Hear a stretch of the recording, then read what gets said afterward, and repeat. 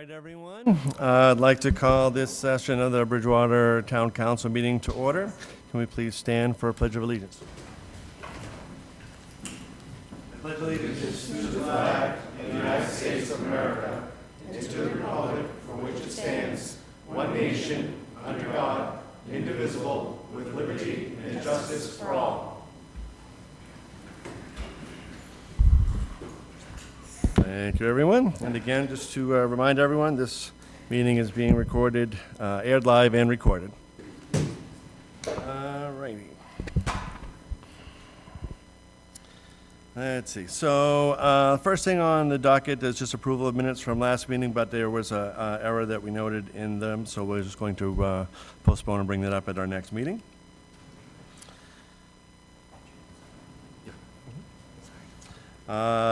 Next up, we have announcements for the president, and I do have some veterans who we lost recently to report. Starting off with Charles Murphy, who was in the U.S. Army and served in Korea, passed away on May 5th. Gary Varnum, who was in the U.S. Army and served in Vietnam, passed away on June 17th. Robert Pierce, U.S. Marine Corps, who served in Vietnam, passed away on June 29th. Robert Thomas, who served in the U.S. Army and served in Vietnam, passed away July 1st. And Henry Tusignet, U.S. Army, who served in World War II, passed away on July 2nd. Can I please have a moment of silence for these veterans and all veterans of the town?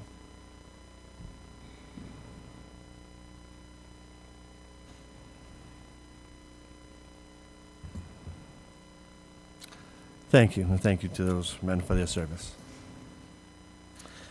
Let's see, next up, I do have a proclamation I'd like to read into the record from the Town Council. On behalf of the Town of Bridgewater, it was great honor and pleasure that the Town Council presents this proclamation of recognition to Loretta Pistone, who on the occasion of her 100th birthday, it was ordered that Saturday, July 27th, 2024, be recognized as Loretta Pistone Day here in the town of Bridgewater. So on behalf of the council, I want to wish her a happy 100th birthday.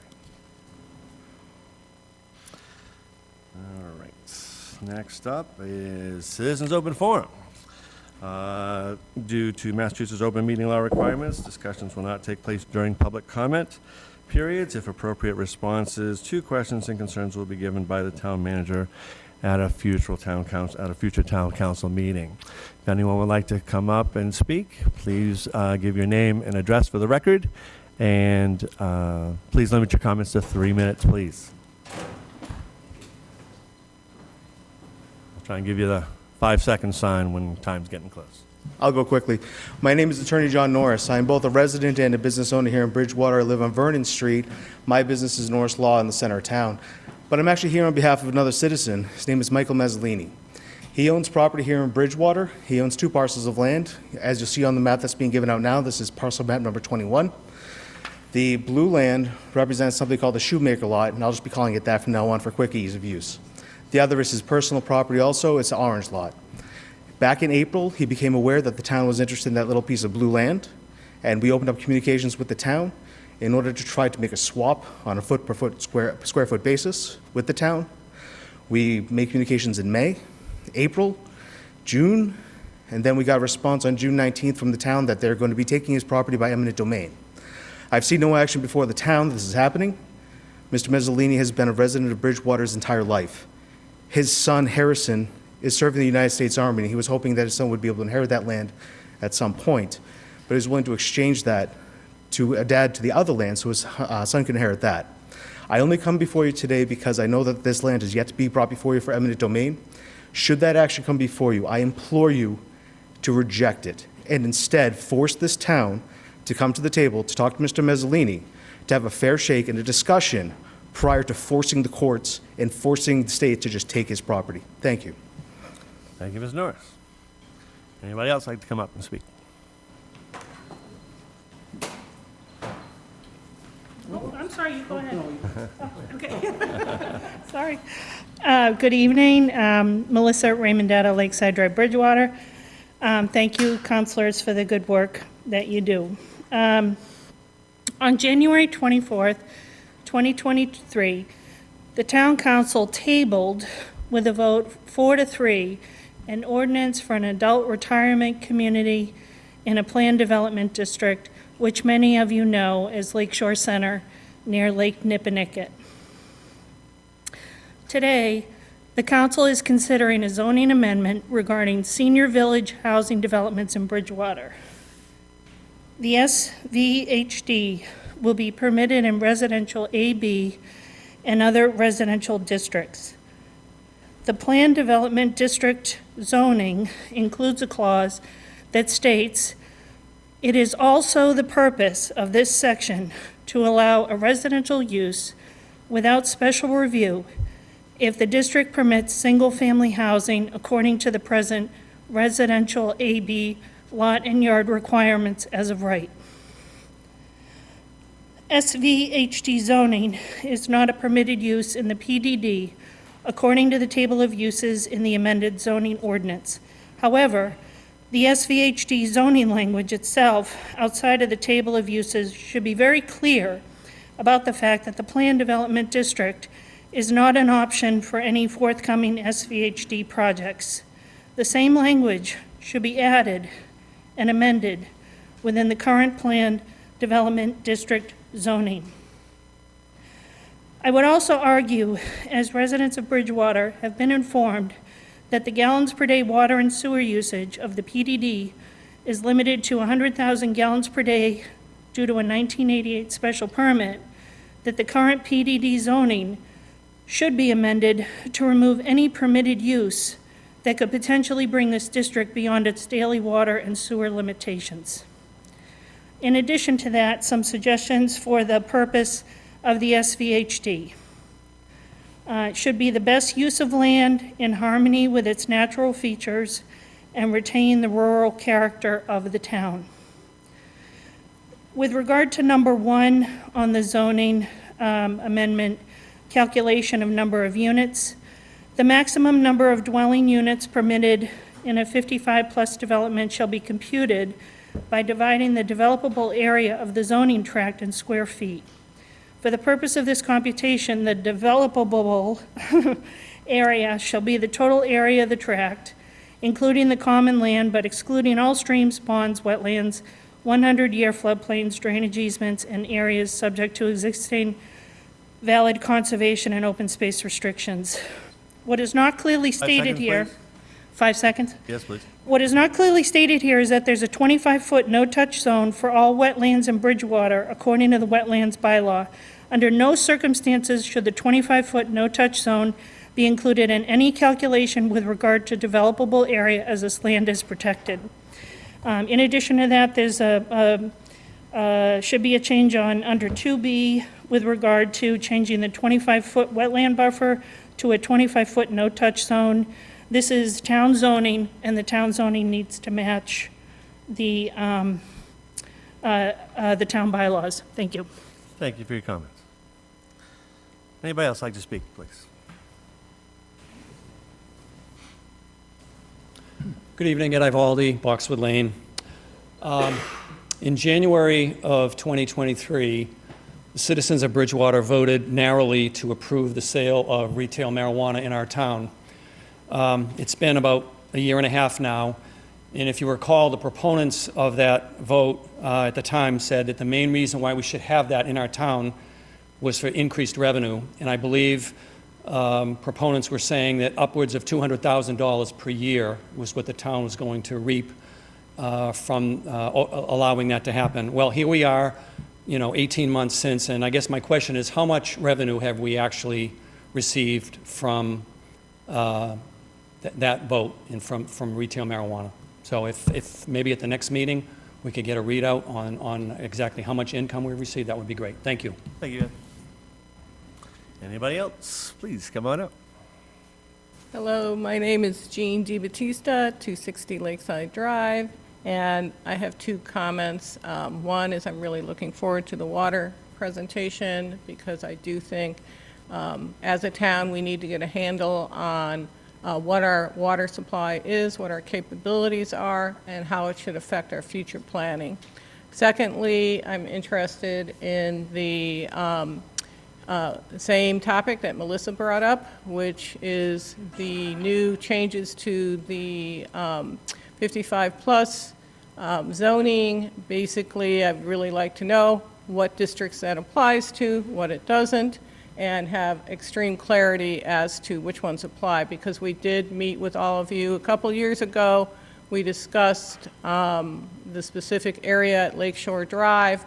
We all agreed that it wasn't appropriate at that time, so we would like to see the same processes in place for citizens to, participate in what decisions are made as it relates to that area, as it is a environmental area of critical concern. And I think that it is something that should always be carefully reviewed by this council and by the town. So thank you. Thank you, Jean.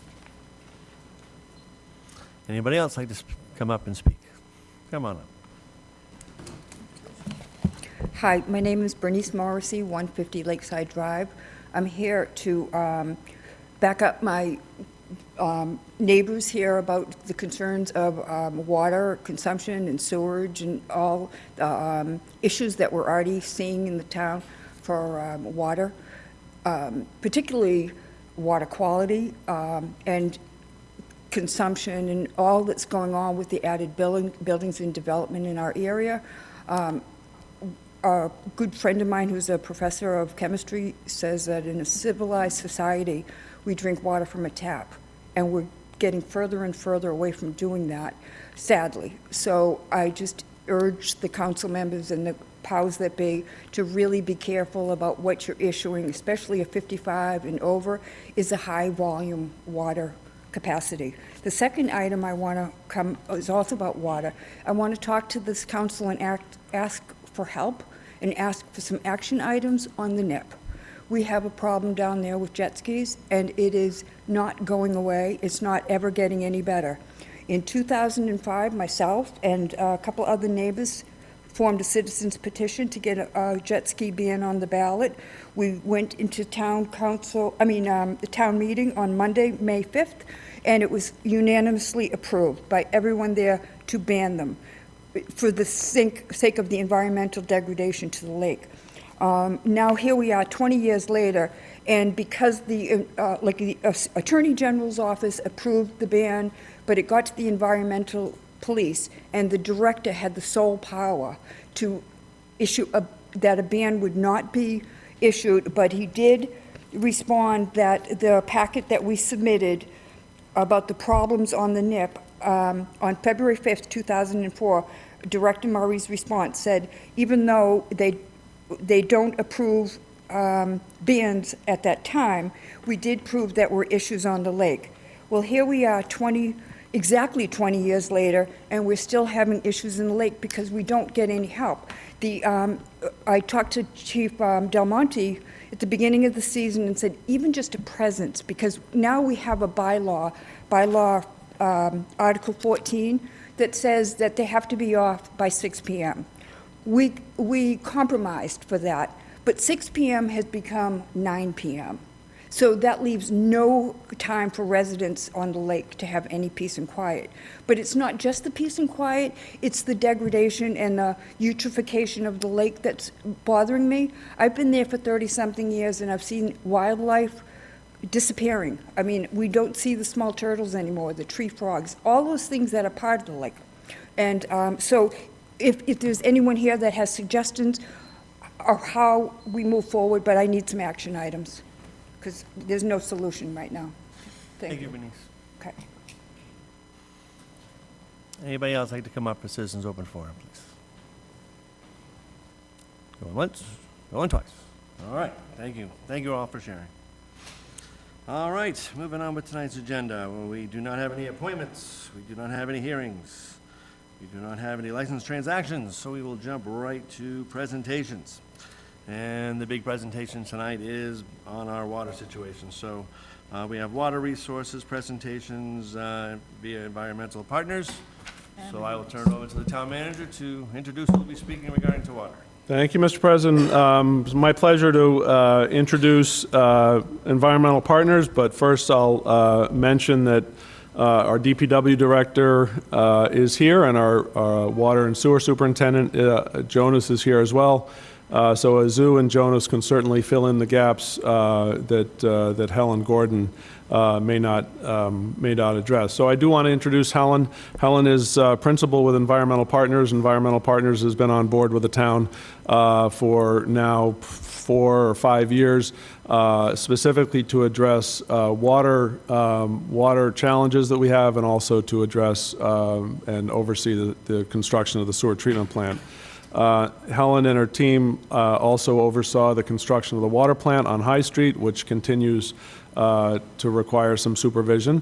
But tonight, her goal, I think, is to give you sort of a more in-depth, detailed look at the water issues that we have talked about quite a bit around town. I think there is a lot of misconception about water issues, and there's a lot of work that has been done that people are unaware of. So honestly, I think Helen's presentation tonight is designed to address some of the longer-term concerns that everybody in town has, and to allay some of the fears that we have some water crisis going on. So with that, I will introduce Helen, and I'll ask Deb to allow me to share. There we go. And if I find the presentation here amongst the clutter, I will bring it up momentarily. So Helen, if you want to just introduce yourself, and I'll certainly chime in on the historic slide as soon as I get the slides up and going here. Good evening, everyone. Thank you for having me this evening to help explain what we've been doing with your team in terms of water supply and so forth in the town. My name is Helen Gordon. I'm a registered professional engineer in Massachusetts, and I've been practicing consulting engineering for 40 plus years. I won't get into exactly the dates. I've had the pleasure of working with your team over the last 4 years, and I'm excited to have a conversation about all the good work they've done, all the good planning, and now we're at a point where we need to take some action. And as everyone knows, action takes money. So we do want to do a little bit of the historical, what's been going on over the last 4 years, where we are, and then some of the insights that we've gleaned from the master plan, 20-year master plan that we put together for the community. Thank you, Helen. I'll just add, from a historical perspective, Water and Sewer Department has been in existence for decades upon decades. There was a period of time, decades and decades ago, where the belief was that it was a completely separate entity, and separate and apart from the town government. That was not necessarily true. Today, we know that wasn't true, but to their credit or detriment, the Water and Sewer Commissioners at the time had an outlook that was focused on keeping the rates as low as possible, and that meant making sure that we had people and the equipment to cover the daily production, but it also meant that we were not going to invest a whole lot of money into capital upgrades or capital maintenance. So I think what you'll hear from Helen tonight is a lot of what we're trying to do is playing catch up after decades and decades of some capital neglect. So I just wanted to give you that frame of reference and try to explain where we are coming from, and I will certainly turn it back to Helen. Thank you, Michael. So first of all, what I'd like to do is a little bit, if you can go to the next slide, Michael, talk about the Water Enterprise Fund. Now, I understand I'll be making a presentation in a few weeks on the wastewater. And as Michael indicated, water and wastewater are combined. It's the same team. But let's talk about the goals of an enterprise fund. So the goals of an enterprise fund, and particularly water, is to provide safe potable water in sufficient quantity and quality to ensure the health of the community. I'm not going to read every single one of these lines here. We'll be here all night. But I want to focus on what a good enterprise fund and a healthy enterprise fund looks like. And so the things that you need to focus on are capital costs and operation and maintenance. And on the capital costs, and there's 3 items that you have to consistently look at, and that's consistent infrastructure investment. Irrespective of whether or not you have new facilities, there's always capital improvements that you need to continue. Not dissimilar to your car after so many miles, there's certain things you have to replace. It's just a part of infrastructure. In terms of capital costs, the other is new infrastructure, so expanding on capacity and replacing aging infrastructure. I will get into a little bit of the aging infrastructure and some of the challenges we have right now in terms of the water supply. And then technology upgrades to modernize equipment and systems. So this is the bucket of capital costs that you have to be consistently on top of. And then the operation and maintenance, it's daily, weekly, monthly, annual scheduled inspections with your team does regularly. There's also preventative maintenance measures that they consistently do to reduce the amount of capital costs that you might end up having to have if you treat the equipment in a reasonably good fashion and do the maintenance faithfully. Then you'll be able to extend the life of your capital investment, which is critically important for an enterprise fund. And then having a skilled workforce. And this is becoming consistently a challenge for communities in that we are lacking available labor force. I will let you know, as far as my conversation with Jonas, you have all the people you need right now for the positions that you had open. We have some really young staff that have been hired, and that is good. That means longevity will be there, and you'll have people that are committed to the community. The other thing you have to look at on operation and maintenance is regulatory issues, and they come up all the time, and you can't always plan for those. Next slide. So, another thing is we need to focus on energy costs, so anything we can do for efficiency is critically important, and leverage consortiums as much as possible for all your purchases, and have a really good emergency response put together. And you've been working on all of these consistently. In terms of financial stability, reserves are critically important. It's just like you do have to run an enterprise fund like a business. It's not for profit, but you have to have reserve funds for emergencies. You never know what's going to happen, and there are rules of thumbs of percentages of your overall budgets that you should be carrying for reserves. Managing revenue is another one. Collecting user fees. You've done a great job on that with your implementation, which we'll talk about in a minute, of your meter program, and you've really upped your game in that area. In risk mitigation, addressing revenue volatility and minimizing financial risk. Your bond rating is very good right now, and we've been really lucky in being able to leverage lots of grants, both ARPA, the infrastructure bill funding, state designated funds in the SRF loan program. So we're trying to put all those together. Next slide. So implementation goals on the operation and maintenance, it's really efficiency and better service levels. That was completed in 2017 when you did go through the consolidation of the Department of Public Works. That was your first step towards becoming more organized and leveraging improvements on a capital basis. So if you're doing a road, you replace the water main. If you're doing a road, you replace the sewer, and doing it collectively to get, for the lack of a better word, the biggest bang for your buck when you're bidding a project. If you bid a bid a larger project, there's a certain cost that's the same if it was a smaller project. Infrastructure investment that has been done to date. So $18 million at the High Street Water Treatment Plant to improve quality. That's been running and online since 2023. We're working out some HVAC issues, but it's running and it's producing good quality water.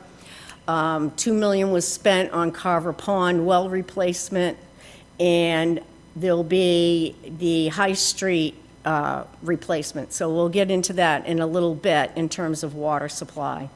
There's also a new regulatory driver that's been in place, and you've had to appropriate $360,000 towards lead service line inventory, and then ultimately removal where appropriate.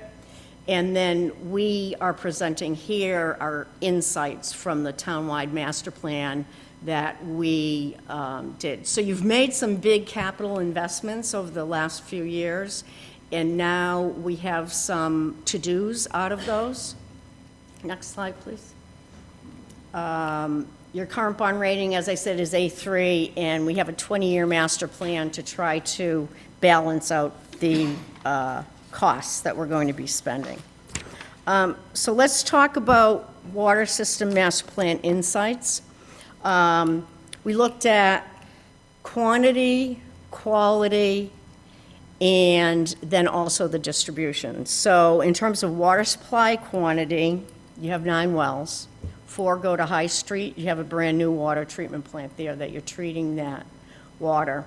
There are 3 at Carver's Pond that has an iron and manganese water treatment plant, and that is currently treating appropriately. Your max day withdrawal, you have a max day withdrawal limit associated with your 9 wells. So there's only so much you can get out of these wells, and then it depends on the quality and the age of those as well. Your current demand is 2.56 MGD, and this is kind of critical because what we're looking at is a supply deficit, which we all know that's the case. You had some notifications that we had some water supply deficit issues over the last few months, and it really relates to the fact that currently 2 of your 9 wells are not being utilized because of their water quality. That is the Plymouth wells, 10A and 10B. They have high iron, and they total 0.56 MGD, and you can see that right now your deficit is 0.53 MGD at high demand. So the goal is to see what can be done in order to maximize the water supply that you do have, and then is there any additional water supply you can get? Oh, 1 million gallons a day is MGD. My apologies. So potential additional sources. What we're looking at right now and what we're submitting to the state for potential funding would be looking at bringing Plymouth wells to High Street for treatment.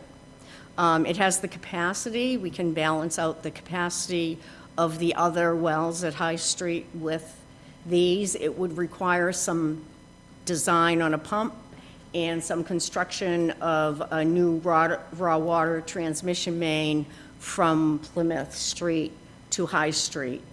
But we could be treating it there, and then you wouldn't have to be building a separate facility at those wells. So that is an option for additional water supply to in improving on the quality of it.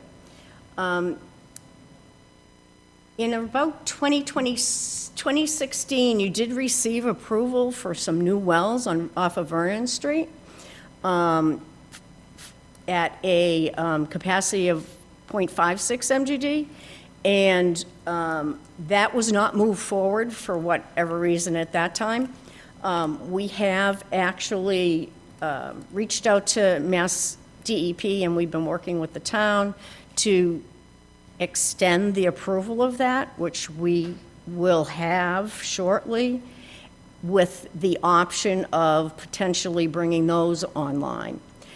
The challenge associated with that is that that will require a capital investment because of the water quality.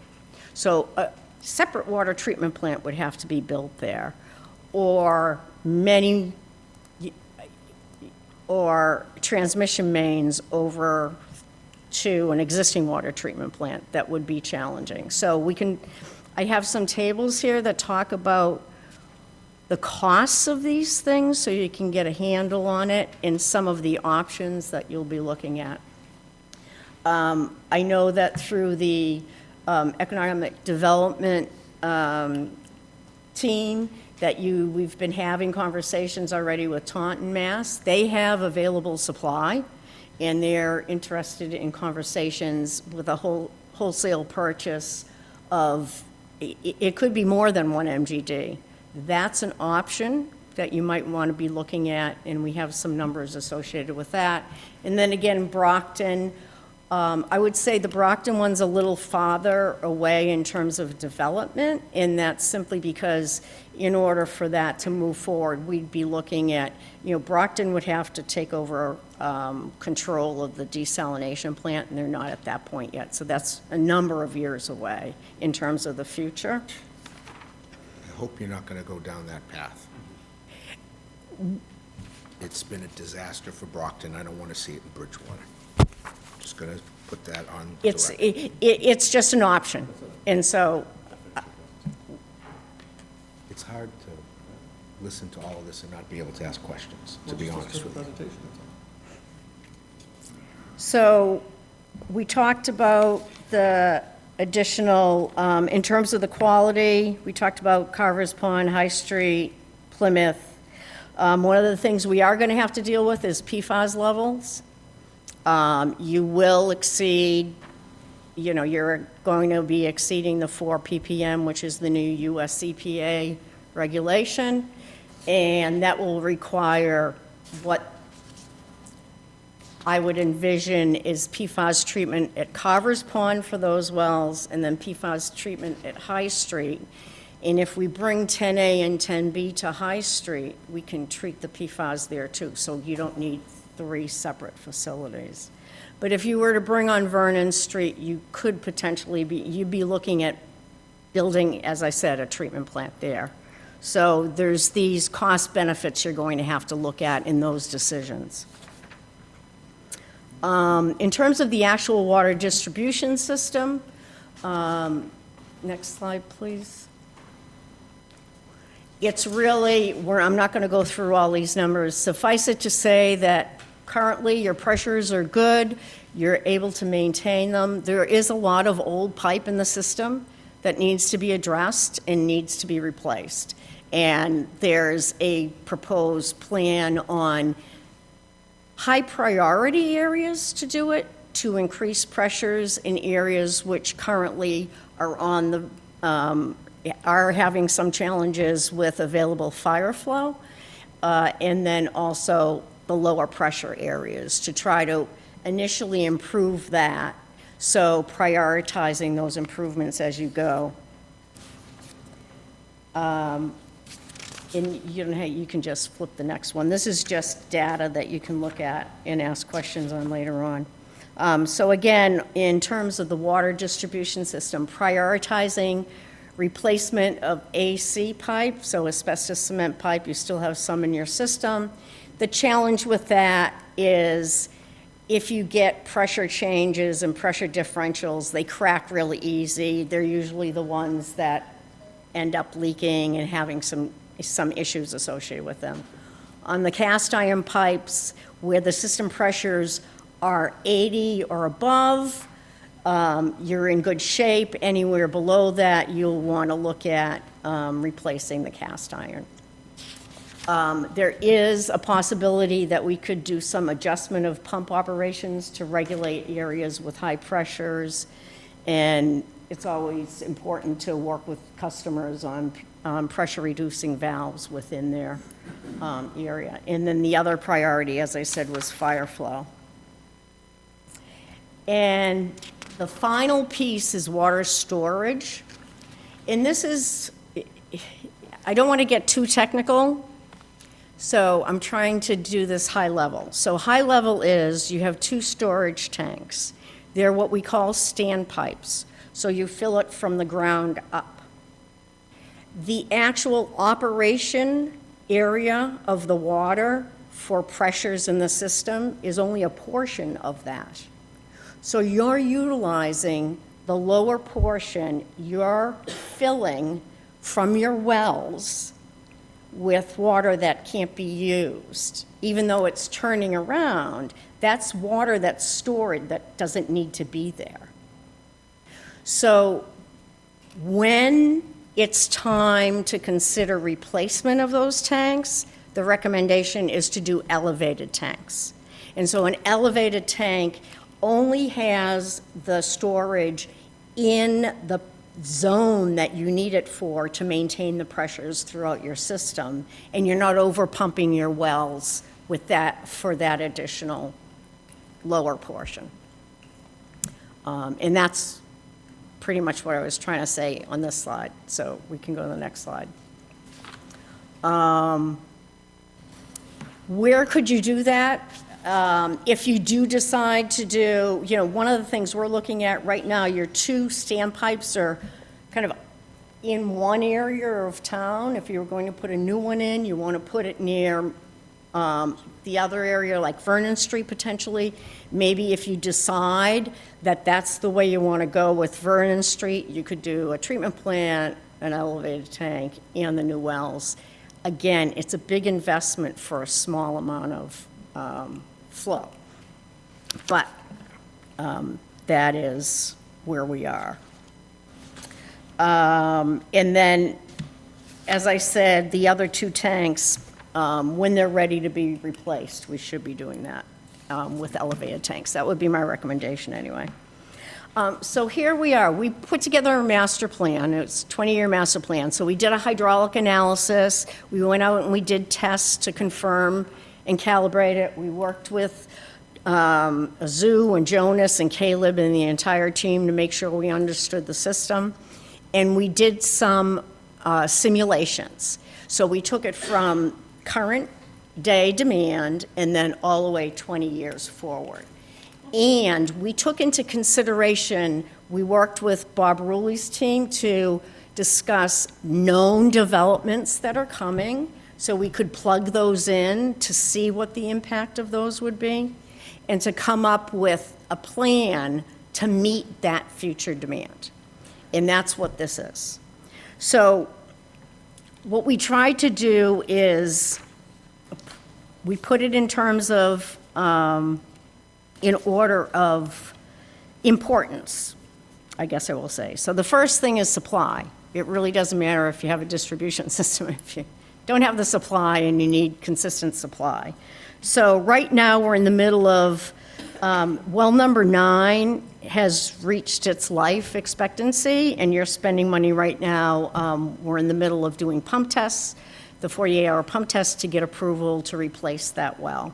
So we'll be replacing that well, and there's already been $1 million put towards that replacement for planning and the initial design and so forth.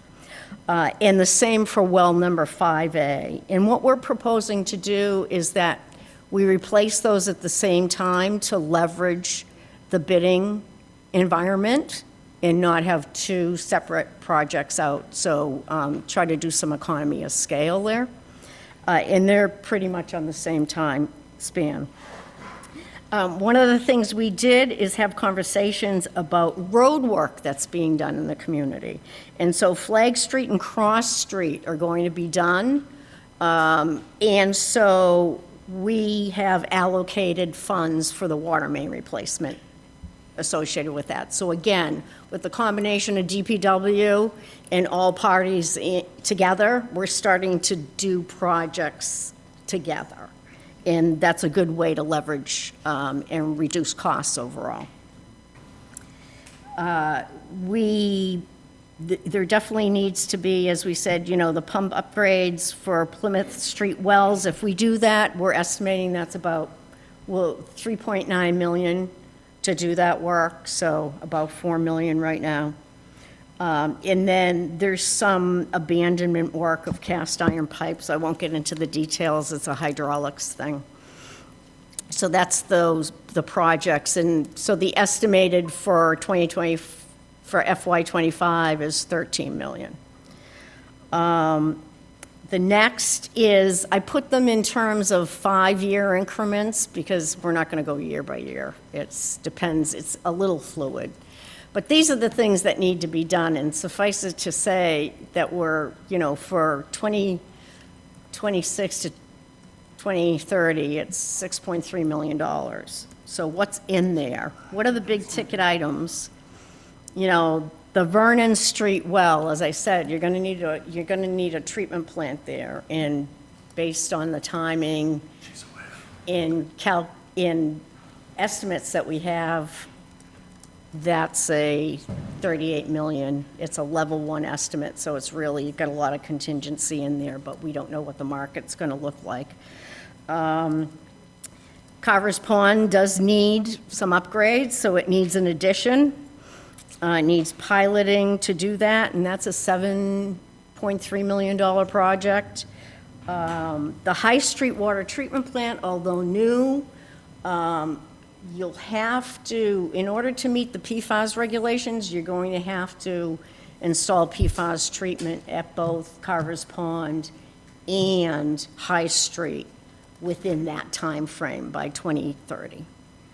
Is the requirement. So those two are, together 14+ million.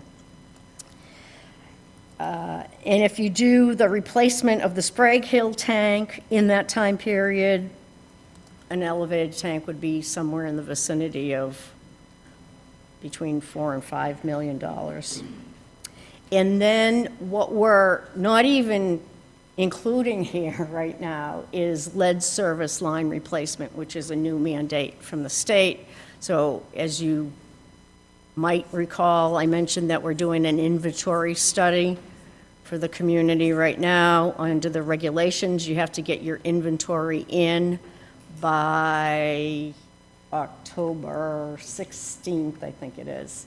And we're on schedule to do that, and at that point, you have to have a plan on how you're going to identify what you don't know and remove lead services where there are any.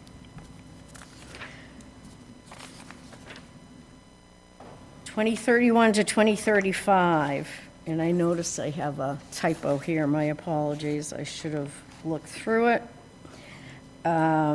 So replacing, in terms of priority of water main replacement, so the AC and asbestos cement and the cast iron water main along Vernon Street, that's a $7.6 million project. Then Great Hill Tank will probably need to be replaced around that time period, so I put a placeholder for that. And then I have this connection to Taunton, Mass water system or Brockton desal. Again, an option. If you're going, and what I'm trying to show here is, if you go to a wholesale with another community, then you potentially would not do the 38 million for Vernon Street. So this is kind of the area where you might want to think about long-term and where you want to go. And then the capital projects for 2036 to 2040 are all replacement of old water main. And of course, it's only getting older and older, and this is all the asbestos cement and the cast iron in the system.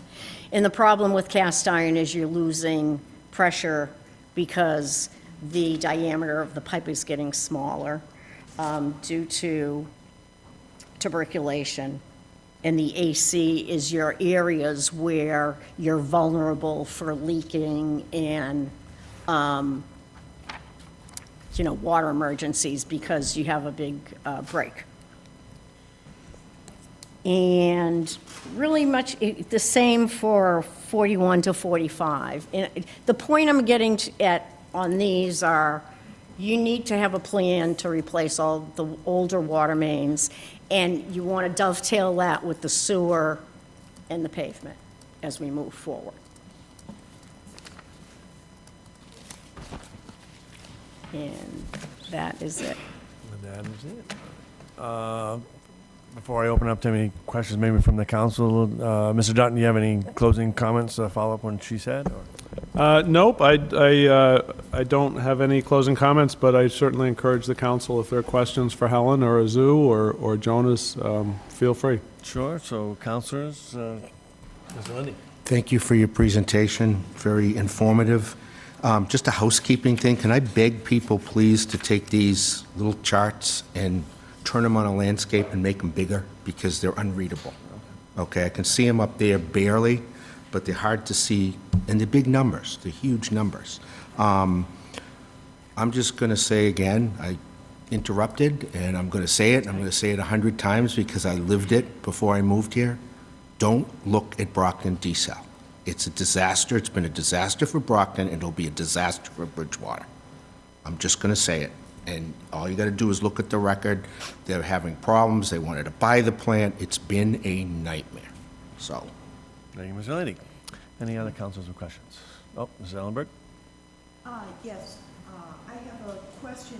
You said that we could potentially buy water from Taunton. Mm-hmm. Do you have any idea what the cost of that would be per gallons of water or whatever is the measurement in comparison to the 38 million that you say we need to spend on town facilities?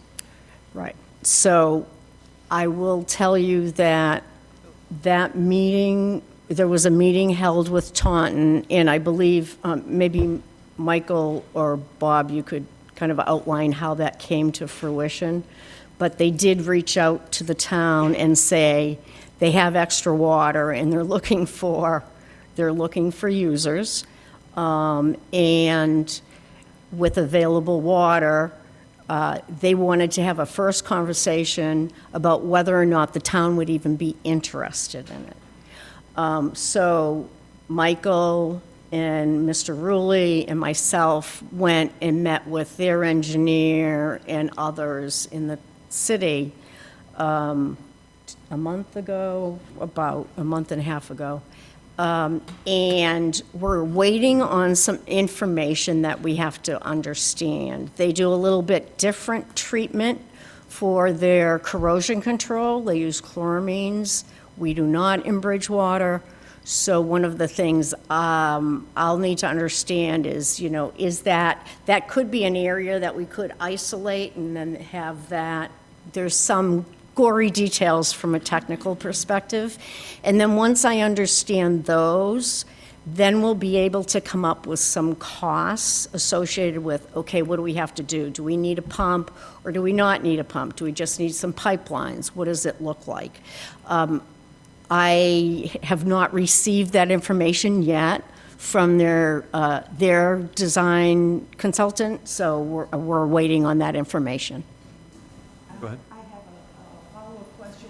Would we be purchasing water to supplement what we have going now?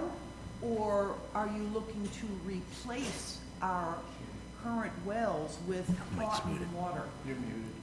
You're muted. Okay, sorry, I'll repeat my question. Are we looking to supplement the existing water supply we have with Taunton, or are we replacing our aged equipment entirely with Taunton water? Right now, the conversation as it has gone is that it would be a set quantity to supplement with the deficits that you've been running at, and maybe potentially not do some of the bigger capital projects if it becomes more cost-effective, potentially. So if we are going to be supplementing, do we still have to do the 38 million then to be able to have that online? That's what I'm saying. So the Vernon Street wells would be additional supply. And so the question becomes, do you want to supplement? The Vernon Street wells aren't wells that are on your system yet. So you have Carver's Pond, High Street, Plymouth. So right now, the plan could be, and again, it's what you want. This is your plan, so this is why we have this conversation. those wells and the Vernon Street wells and go along for a while and see how you do. And if you have more development, you need more demand, you're gonna need more water supply. Or High Street, Carver, Plymouth, Taunton, no Vernon Street. There's many, or all of the above, depending on what you're looking to do and where you are. So do we have any handle whatsoever on what the costs will be in all of this? Got it. Ms. Dellenberg, Mr. Rulli might have some information to share with So you. on just that. as a point of clarification, prior to the meeting that Ms. Gordon referenced, Mr. Dutton and I had a meeting with the mayor of Taunton to initiate this process. Subsequent to that, we had a larger meeting that brought in Helen Jonas, Ty and Bond, who is the engineers for the city of Taunton. City of Taunton's largest water customer right now is the Department of Corrections in Bridgewater. So they are already bringing water to Bridgewater. Their water is a commodity that has currency right now, so they're interested in selling it. Not to get off base, but we've also mentioned that we're having conversations with the Department of Corrections on wastewater. So we're looking at a combined infrastructure project in the future. The city of Taunton has agreed to pay the cost for the initial engineering to determine the feasibility of bringing additional water to Bridgewater. So to Councilperson Ellenberg's question, we don't have any handle right now on what the cost would be. I think we're looking at options. We seem to believe that with federal money and DCAM money, that this is a cheaper option than putting new wells in and building a new treatment plant. But we're very preliminary in these conversations. The good news is we're having these conversations. I agree with Council Member Lindy. I don't see a lot of hope with the Brockton desal plant in terms of water quality and cost. The water quality that Taunton can provide is exceptional in terms of what it is. So I think it's worthwhile to continue to pursue that, and we will continue to do that. But until we have a handle on what all of the costs are going to be and what Taunton is willing to contribute, we won't know what. I think in my experience, this is going to be cheaper than putting 2 new wells in a treatment plant on Vernon Street. Okay. Long answer to your question, I apologize. Councilor Strigels. Thank you so much. Thank you, Helen, for your presentation. Has any conversation happened with some of our neighboring towns about their satisfaction with Taunton's water? Lakeville, Norton, Rainham, Middleborough, all of those towns that do get water from Taunton. I'm just curious as to whether or not we've engaged any of those towns as well So in their what feedback. we do know is that historically, Taunton took advantage of Lakeville, and the water that Taunton gets comes from Lakeville. They suggest that that water almost doesn't need to be treated. It's so clean. So now Lakeville has the privilege of buying back the water that they're giving to Taunton. So we have no reason to believe that the quality of that water is any way compromised. As Helen indicated, they treat their water differently. The pressure is different. So initially, if we looked at infrastructure project from the university to the prison, we might have a system that's not interconnected with ours yet, but I think the water quality issue is not an issue. Any other councilors? Ms. Robinson. Thank you. Thank you, Helen, for the presentation. This is obviously a topic that everyone in this room and beyond this room has been very interested in.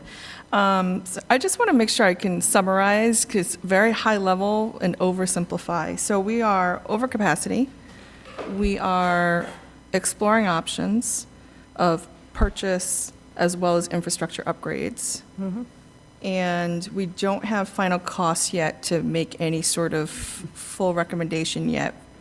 In terms of the Vernon, if I might, in terms of the Vernon Street, moving forward with that. So the other work, in terms of 10A and 10B and replacing well 9 and replacing well 5, has to be done in order to continue supporting what you need to do right now. And if we do 10A and 10B, we should be filling that deficit piece, because right now, 10A and 10B, the iron levels are so high that, all the great water, better water that's coming from High Street now is going to get diluted by putting them into the system.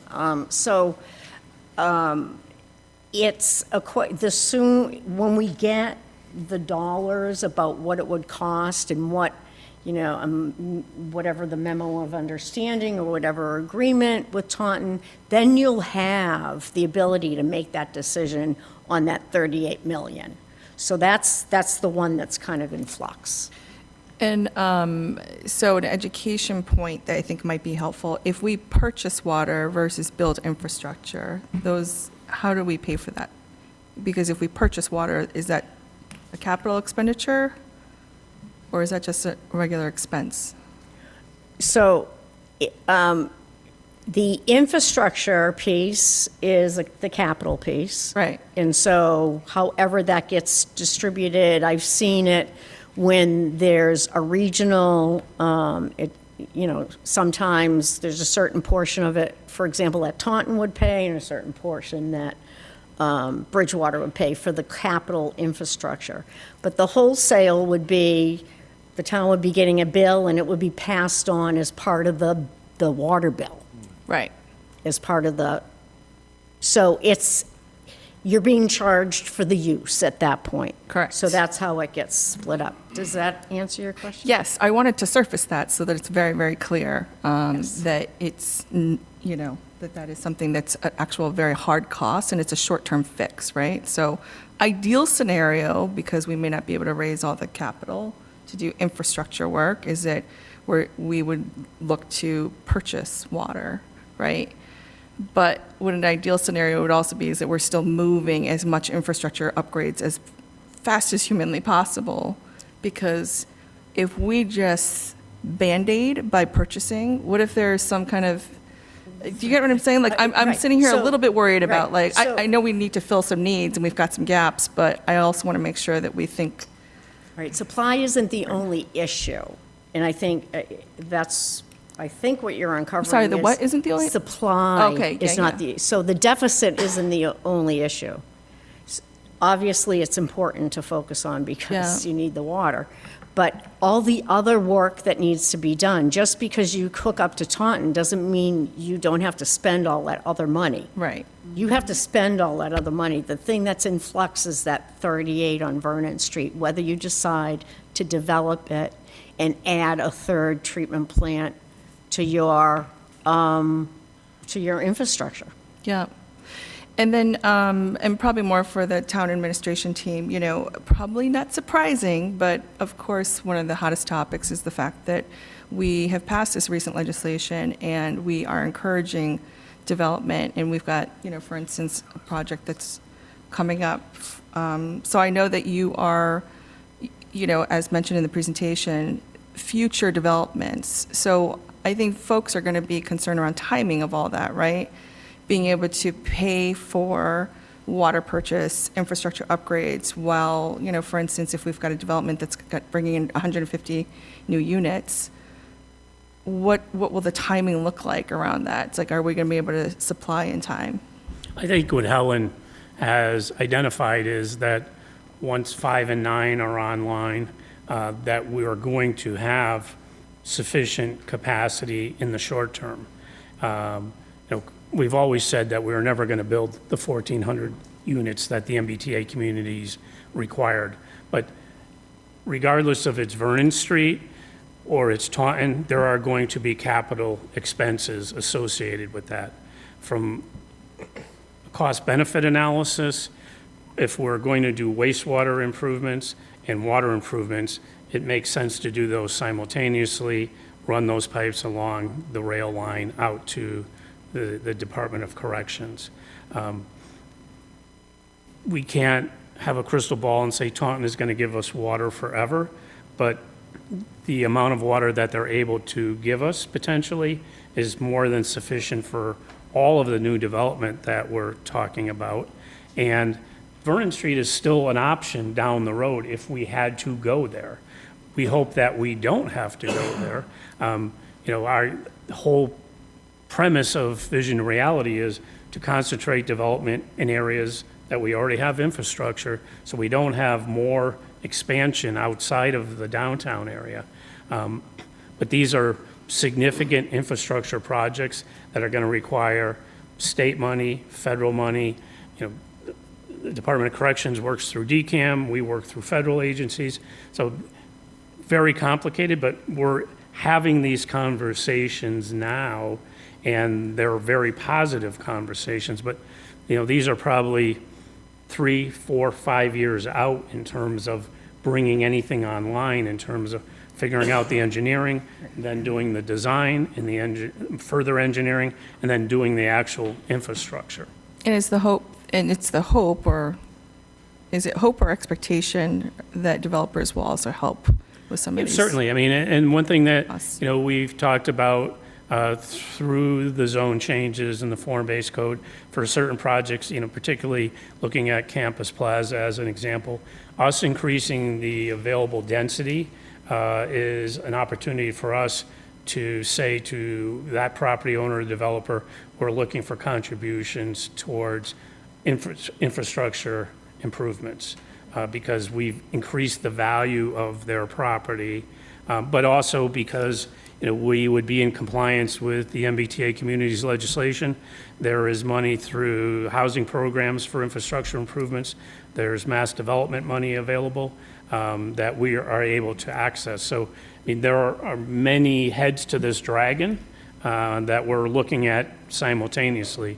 But again, I think as Helen has pointed out, if we didn't have any new development, if things were status quo, we still have a large bill coming due, and we're trying to get ahead of that.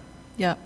I'm sure others have questions. The one last thing, maybe at the end, is sort of like, what's the next steps for us? And what do we expect afterwards? So, we don't have to answer that now, but... Yeah, exactly. Thank you. Yeah, I had a question. So aside from the deficit, I think the 1A to the water questions in town from residents is really around quality. Could you talk a little bit about why maybe you believe that residents often cite quality of water in Bridgewater as an issue, and will these improvements address that? So, what I can say about the water quality is I have not done any studies associated with Carver's Pond, so I can't speak to specifics around that and how it's operating in terms of managing iron and manganese. And that's one of your biggest issues is, unfortunately, the wells that you have and the aquifer that you have are high in iron and manganese, and that's the water quality problem. And so the treatment that's been put in place for High Street, we're getting really good quality water out of there. In addition to all the capital work, one of the things Jonas and his team has been doing is the flushing. And it's this difficult balance when you have a water deficit, that you're also flushing water mains. But it's important to do that in order to keep the water moving and to keep the scum that gets formed, and I know it's a water main, but it's water from the ground, and even though it's treated, there is a scum that gets formed. And so flushing is really an important part of the overall program. And I know that Jonas and his team are on top of that regularly, and that's going to help. So it's one of those things where now we have the new High Street. It's going to take some time to the existing pipes in that area to kind of flush out and see the positives.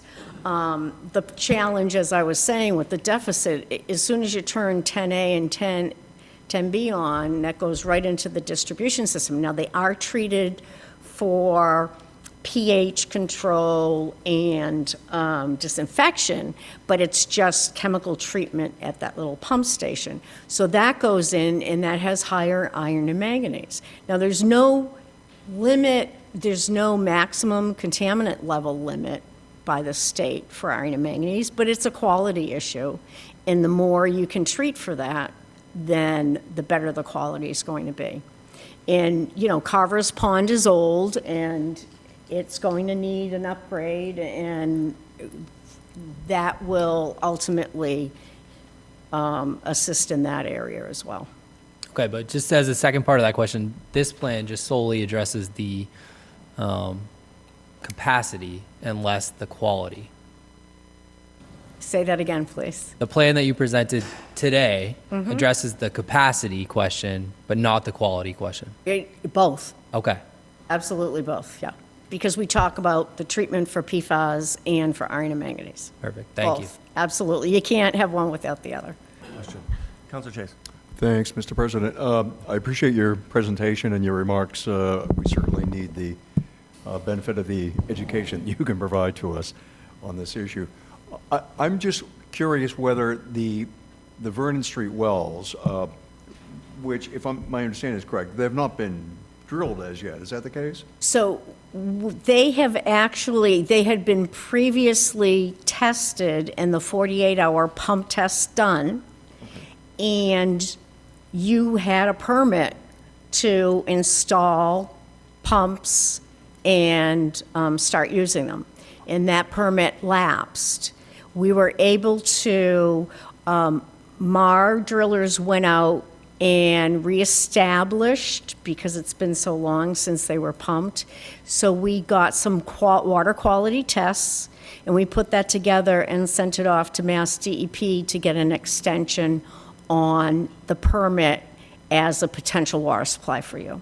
Just with respect to iron and manganese, do we know if those wells, how they compare with our existing wells and Carver's Pond? And that's a really good question, because Vernon Street are bedrock wells and the other wells are not. And it is not, the iron and manganese levels, I actually think the manganese was more of the issue than the iron on those. But the iron is not bad quality. You still are going to need to treat, but in terms of the other water supplies you have, the quality is as good. So roughly comparable? Okay, just on the same point, with respect to, we've heard comments which seem to indicate that the water from Taunton is of excellent quality. Do we know that with respect to iron and manganese, what the content is for that water supply? I don't have any of the water quality data. That's the information we've been waiting for. So we went through a list of, we need water quality data, we need pressure information on their distribution system, and then the treatment protocols that they use. What are all the chemicals they use for treatment? So they don't, their treatment is really focused on chemical injection versus a filter. I am waiting to get the information on that. So I can't answer that. I am sorry. So there's at least some potential there that there's something incompatible, perhaps, with respect to our existing system and that water supply? The incompatibility is the type of corrosion control that's used. And that's a big issue in terms of when you start blending waters. They use chloramines and you do not. So one of the things we're thinking, and this kind of speaks to a little more of that regional kind of development area perspective that Bob was speaking to, in that we could isolate that area of town and have the water coming from Taunton for that area of town, and the rest of the community have the wells. In that way, because one of the things we'd have to do is we'd have to go through a very large corrosion control analysis if we were going to blend it into the well system. And that would be, additional costs that right now we don't, it could be one of those things. So this would be my recommendation potentially, depending on where you want to go. You could say, okay, we're going to initially start with just that area, isolate it, get that, balance out our deficit in our water supply, and then in the future, consider blending, and then do a corrosion control and get that once you know what the quality of water is and how it's going. Thank you. Just one final point on that thread.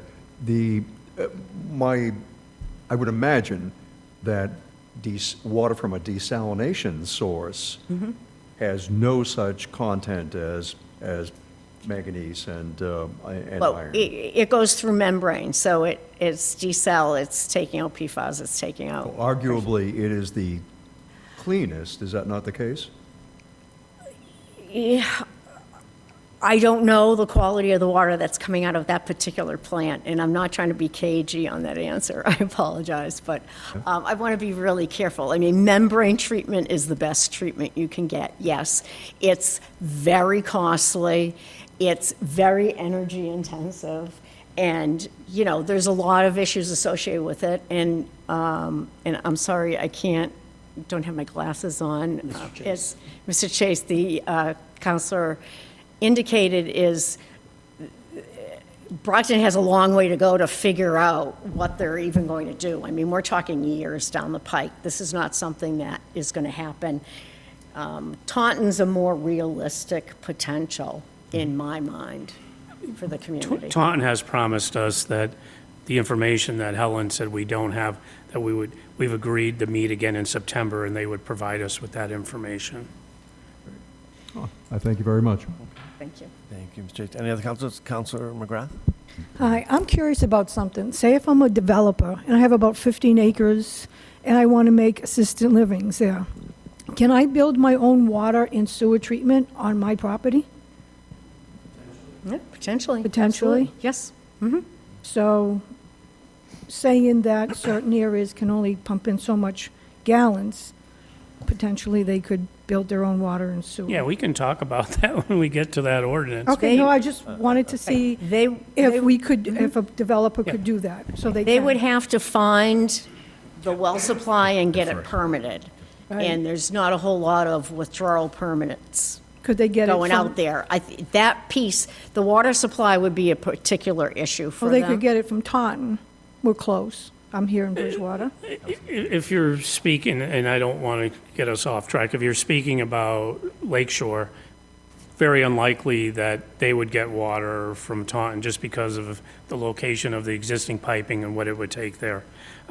Could they drill wells out there? Yes, potentially. Could they approach the town of Rainham that has well fields a half a mile from where they are? That's a potential too, but I think it's very unlikely that we look at the opportunity with Taunton to serve that area from Bridgewater State initially to the prison, and then potentially coming down Route 18 where we don't have infrastructure past 900 Bedford Street for future development. But to get it all the way over to Claremont, I think would be cost prohibitive. But they could have their own water and sewer. They would need to treatment have, to continue building. that's correct. All right, thank you. Okay, Ms. Ellenberg? Thank you, Mr. Chairman. You stated that the permit for the Vernon Street well had lapsed, and that you've asked DEP for it to be extended. What is the current status of that permit with DEP? We're just waiting. They just wanted to review the water quality data, so we should be getting something in the next 30 days. They made it pretty clear that it was, all they wanted was updated water quality data, that they would extend it. But we don't have it in hand. Mr. McKinnon, you had a question? Thank you for the presentation, Helen. My questions are actually for Azu. Do I need to suspend the rules, or can he just come up? No. All right. Where, first thing first, is where exactly on Vernon Street are the wells? Are they down near Beach Street? Are they back behind, near the power lines?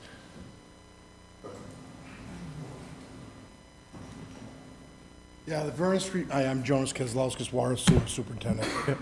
The Vernon Street wells are located on the high-tension wires off of Vernon Street there. They're in that, They're in that general where all the area? motocross bikes They're go. both in there?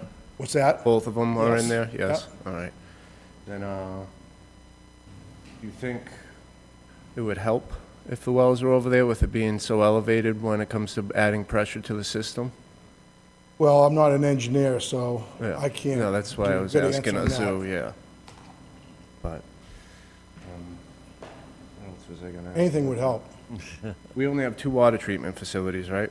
Correct, we have two. High Street and Carver's Pond, right? High Street Carvers, and we have wells 10A and 10B on Plymouth. Uh-huh.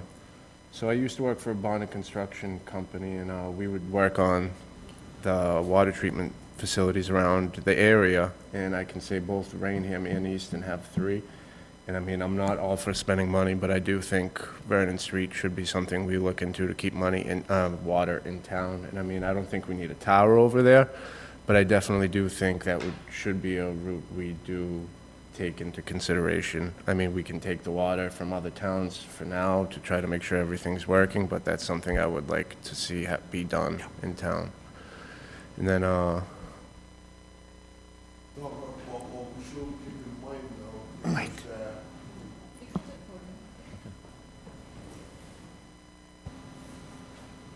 So what we should keep in mind though, Councilor, is when you talk about not needing another tower, you do need those towers for storage. Yeah. Because your wells can't pump 24, you need that storage to when build it's so spaced out pressure though, within your from system. 2 being on one side of town and then nothing on the other side, would we need the storage if it's just going through the system? But you will need, you have to treat it. And then you're talking about the infrastructure improvement, Yeah. distribution network to get to the treatment plants.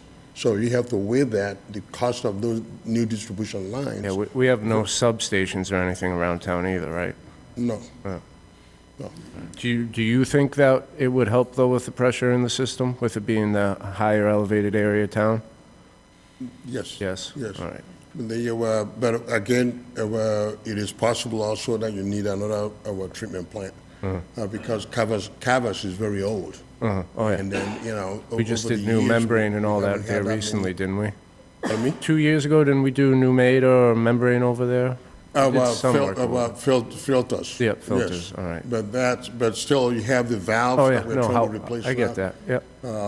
So I just want to make sure, to your question, Councilor Ellenbrook, regarding our supply. So the Taunton will definitely help with the supply, but we keep in mind that the wells that we have are capped in terms of capacity, withdrawal capacity from the DEP. Yeah. So it will definitely help if we get that additional water supply because it will not count against our withdrawal. Drainage, yeah. And just one more question. There's no list or anything that shows every street and what piping it is under there, if it's asbestos or any of that, is there? There Yes, there is? was. We've done a compilation of that. And Is so that's also when you're talking about capital improvements. Yeah. Those are part of the things that we've actually looked at. Yeah, no, it was good to see And Flag replacing a Street lot and of those. Cross in the crosshairs for now, because I know those were old. So, I believe that's it for me. I might stop in your office at some point to see that map, but besides that, thank you, Azu. Thank you, Counselor. One final question, Mr. Liddy? Yes, I don't know if it's the appropriate thing to ask, but where does PFAS treatment fit into all of this? I didn't hear that mentioned. So, I did mention it, so the PFAS, It's 2 comments to be added in FYI. and so and I might have just glossed over it, which there's a lot here. So if we go to, let me just find them. Capital projects for 2026 to 2030. So the way the new EPA regulation is, so you're already meeting your, pretty consistently, there was maybe one instance, but pretty consistently, the current Mass DEP regulation, which was the 20 PPT. But the 7 PPT, you have to have everything in place by 2030. So if you look here, we have project number 3, Carver Pond Water Treatment Plant Building Addition for PFAS removal, okay? It's right there. And then High Street, will need PFAS removal there as well. And then if you were to do Vernon Street, what we did was we just automatically included that in that 38 million, that it was treatment for iron, manganese, and PFAS. Thank you. Yeah. I got it. I asked Deb for it. It said that it was on the agenda tonight, so Deb, get your copy. I asked her to get me a copy. I also think we should have copies of stuff Yes. well in ahead of meetings. Just a closing question for me. Again, thank you, Helen, for the presentation, the information. Through you to either Mr. Rulli or yourself, again, a lot of the big question that a lot of the public has is obviously, do we have the capacity to do any type of building at this point in time? We got obviously potential projects on Broad Street, and we've got the project across from the Campus Plaza. So with our current state, can we take on those projects right now? Do we have capacity to bring those on board, to give public reassurance that we can do that? Do we have to do anything with our current discharge permit or adjust the levels that we're currently doing? Can we speak to that right now, just to kind of give that information to the public of where we currently stand? Yeah, I think when the timing of new projects coinciding with 5 and 9 coming back online, we're going to have sufficient access to water. And we're not going to be in excess of what the discharge permit is for wastewater. Clearly, we need to continue to look ahead, but those projects in and of themselves are not going to put us over a capacity. Now, I think, the manager and I spoke earlier today, the most recent issue that we had with water was a combination of DEP doing flow tests at the same time that we're in the hottest time of the year. So they were drawing down water when we needed to be adding water. So there was some lack of communication there, but that's what precipitated that particular issue. Great, thank you very much. All right. Can I ask one last question? Go ahead, Ms. Ellenberg. Wells number 5 and 9, you just mentioned, and apparently there was 10A and 10B, which you say has the other problem. But what's doing with 5 and 9? Did I miss something? Oh, so 5 and 9 have to be replaced. So their age is such that every year the wells get cleaned. That's part of the operation and maintenance program. And every so many years they have to be redeveloped. And the last time 9 was redeveloped, it didn't rebound to its capacity that we have the permit for, and it can't be fixed, so that has to be replaced. So that's that 9. And 5 ended up being the same. So 5 and 9 are actually down right now, and that's why we're in this deficit issue. I'm a layman to water issues. Could you kindly explain, what do you mean that Deficit. it needs to be developed? What do you mean by it needs to be developed? So it needs to be a new screen, a new pump, and for well 9 and 5, we actually have to dig holes next to it. We have a requirement that you can do a replacement well with a minimal amount of permitting within 250 feet of the existing well. So the first thing you have to do is go out with a drill rig and punch holes and try to find another location within 250 feet that produces that good flow of water. That flow you're looking for. So that takes time. The last 5-6 months, that's what we've been doing. We've been punching holes, and we found good capacity for 9, and we're doing the final 48-hour pump test for the 5 location that we found. As soon as we get those done and submitted to the state, then they're going through their permit process, say we can build a new replacement well, we drop them in, we build it, and then we have that supply now. And what would the timeline for such a thing be? So we're, right now, I'd have to look at the overall schedule. We're going to be starting, we finished all the when we finish the 48-hour pump test, we're going to be starting on the design. So we have to design the pumps. We have to get all the plans and specifications together, and then we have to go out to bid. And we're, if at all possible, we're looking to try to bid that in the January, February timeframe so we can get them. And again, we're bidding them as one project so we can get them done at the same time. And so the spring period is what we're working towards as much as possible. It could go into 2026. I'm not going to, it depends on equipment and availability. Thank you so much. I appreciate it. Okay. All set? So is it safe to say that we can't guarantee for the people who want to build until 5 and 9 are online? Because those two will give us capacity? Now, I'm just curious about those who are trying to build in town. I think we have capacity now. Clearly, we're probably looking at an 18 to 24-month construction period. So, but we have capacity today if one or two of these projects were to come online. Neither of them have started yet. Yeah, I think. By the time those wells are done, hopefully, it'll time out well with those Correct. other projects. Correct. So we're on track. We're on track. Yes, I just want to kind of move on with the agenda. I just actually wanted to ask, so like, what's next steps and the next update? All right, That's so, all. well, again, I think the plan is to get those wells online, and what other? No, but I mean in terms of like, so you're exploring options, getting more estimates. Yeah, we're et cetera, continuing to yeah. talk with Taunton. We're continuing to talk to the congressional delegation. We have 2 congressional districts, which is good for us if we're talking to Taunton in terms of federal money. DCAM is involved in conversations because of the state piece. So, I mean, all of this has been ongoing and continues to be ongoing. We have options in different directions that we can go, and that's, the best situation for the town is having options, so. Very good. Thank you again very much. We just want to move on with the agenda as we have it.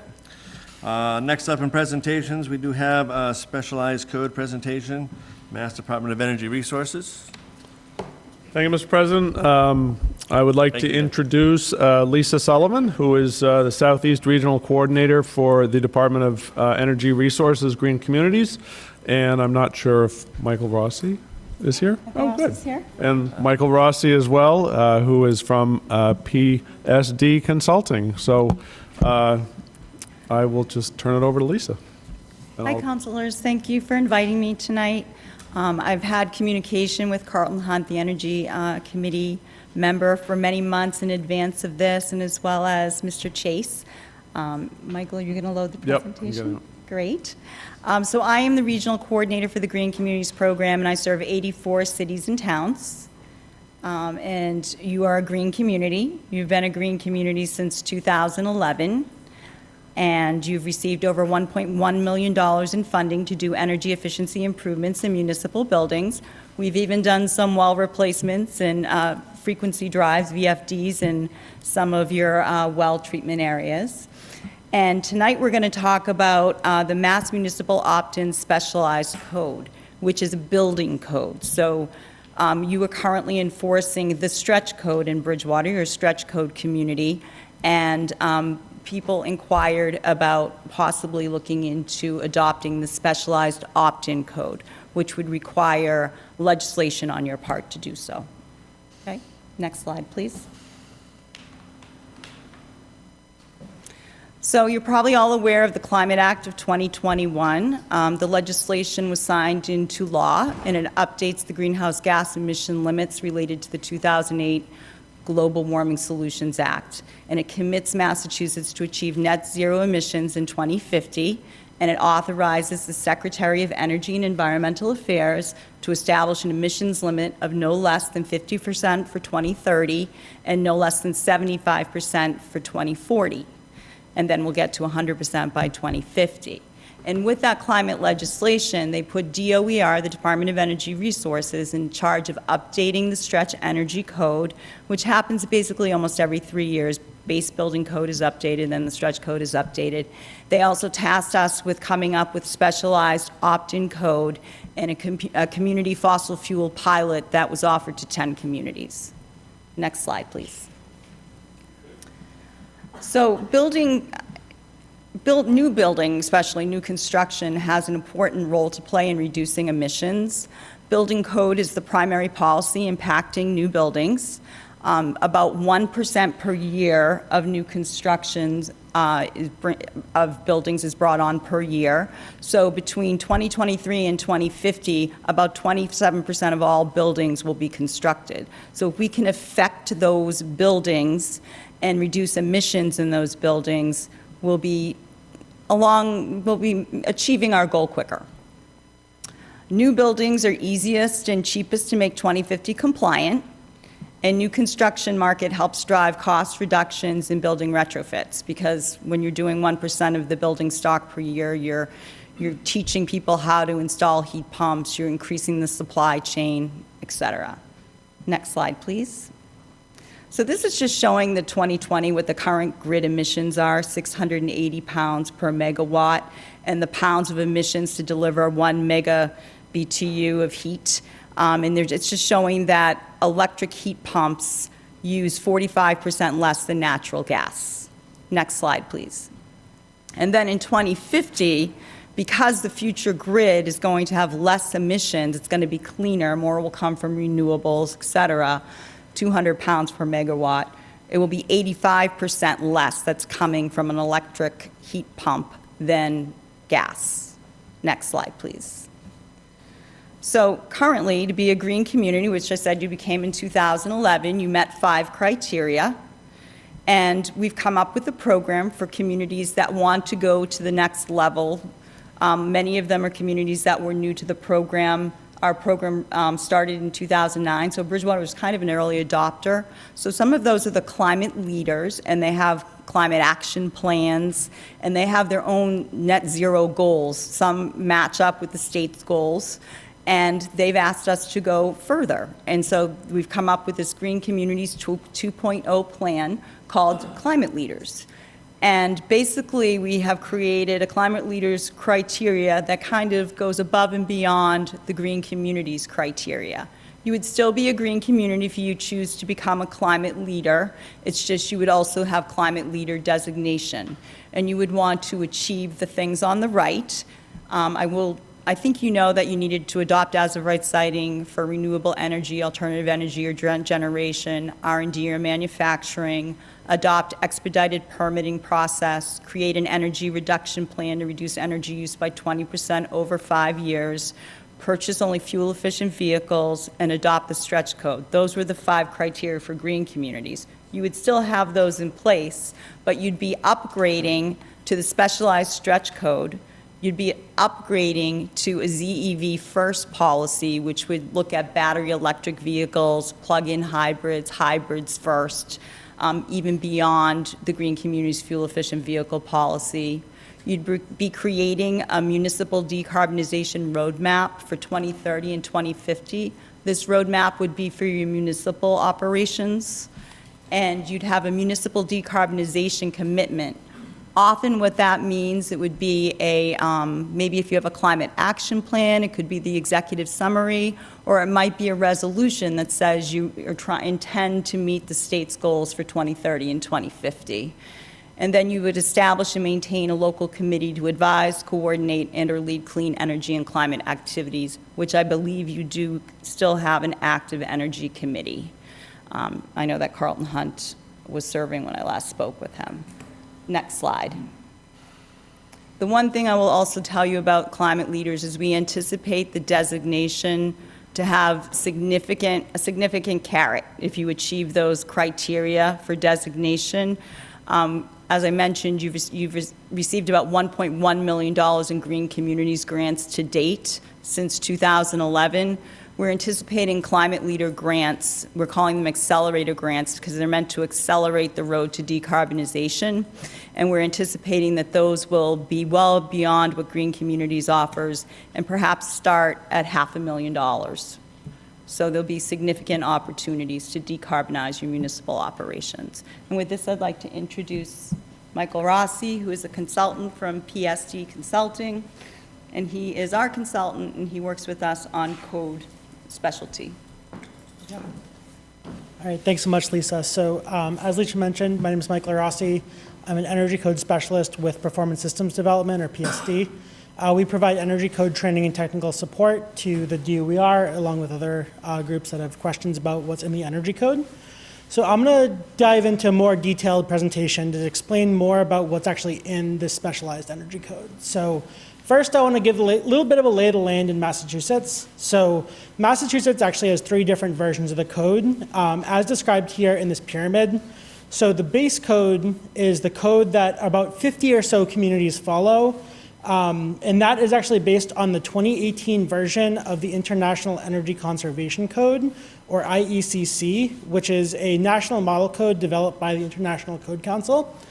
And additionally, as part of that, there's also some amendments that are Massachusetts specific on top of what's already in that code. But what you guys are, Bridgewater, is a stretch code community. And that's actually based on the 2021 version of this IECC code with some additional Massachusetts amendments. And the requirements for the stretch code are for new construction, major renovations and additions, and a majority of the communities in Massachusetts, about 256, plus those additional 45 at the top there, follow the requirements in the stretch code. And then at the top, you have that specialized code, which is what we're going to be focusing on today, which is under consideration for adoption, which only impacts new construction, and 45 municipalities in the state so far have adopted this specialized code. Next slide, please. And yeah, this is a good map showing sort of where each of the communities are in terms of adoption. So I don't know if you can see the color distinction great, but the tan white color are the communities that are currently on the base code. The light blue color is the communities that are on the stretch code. And that dark blue color with the green outline are the communities that have adopted the specialized opt-in code. Next slide, please. All right, so I'm going to dig into some of the specific provisions of what's in the codes now. So next slide, please. Great, so just some initial information about the specialized code, because there does seem to be a little bit of misinformation out there about what's in it. I want to just dispel some rumors. The specialized stretch code applies only to new buildings. It has no impact on existing buildings or historic houses. There aren't any additional requirements for the specialized code if the builder chooses upfront to build an all-electric home, meaning they use electric equipment for space heating, water heating, cooking, and clothes drying. Additionally, it's cheaper to build and operate an all-electric home versus the base code, and that's primarily because installing a heat pump is one system, whereas if you're under the base code and you're using a furnace plus a cooling system, like a central AC, you're adding in the costs of both systems, and on top of that, there's lower operating costs associated with building to the opt-in code. So the idea of it is forward thinking and future proofing, so makes new buildings as efficient as possible and saves homeowners money if they want to convert their house to all electric in the future.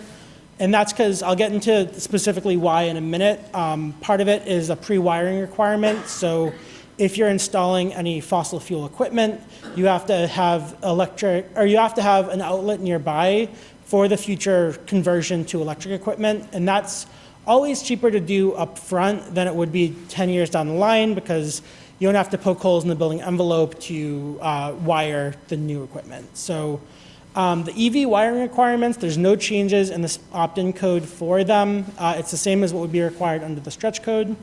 And as Lisa mentioned, it unlocks some funding opportunities for municipalities and schools. Next slide, please.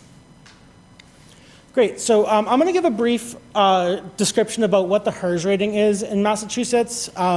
These requirements are more applicable to the stretch code rather than the opt-in code, but it's just language we want to understand. So the way I describe HERS is a miles per gallon sticker type thing for like for a car, but for a house. So the lower the score, the better, and a HERS 100 is the equivalent to a new home that was constructed in 2006.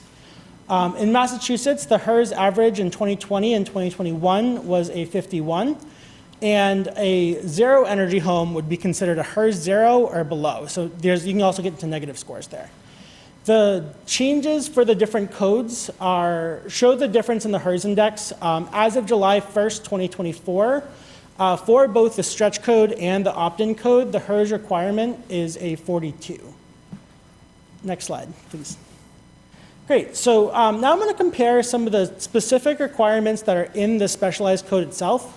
So as I first mentioned, for a new all-electric home of any size, the HERS requirement is a HERS 45, or there's this other alternative compliance pathway called Passive House, which is another option to get to the code. And that is extremely airtight design that really takes into consideration all the principles of building science. There's two options for Passive House compliance that are third-party certification programs, the Passive House Institute, which is an international standard, as well as FIAS, which is more of an American standard, formerly Passive House Institute, United States.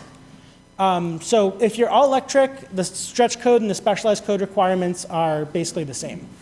For a new home that is choosing to use mixed fuel, and that's combustion equipment for any space heating, water heating, cooking, or clothes drying equipment, if it's under 4,000 square feet, the requirement for the stretch code would be a HERS 42.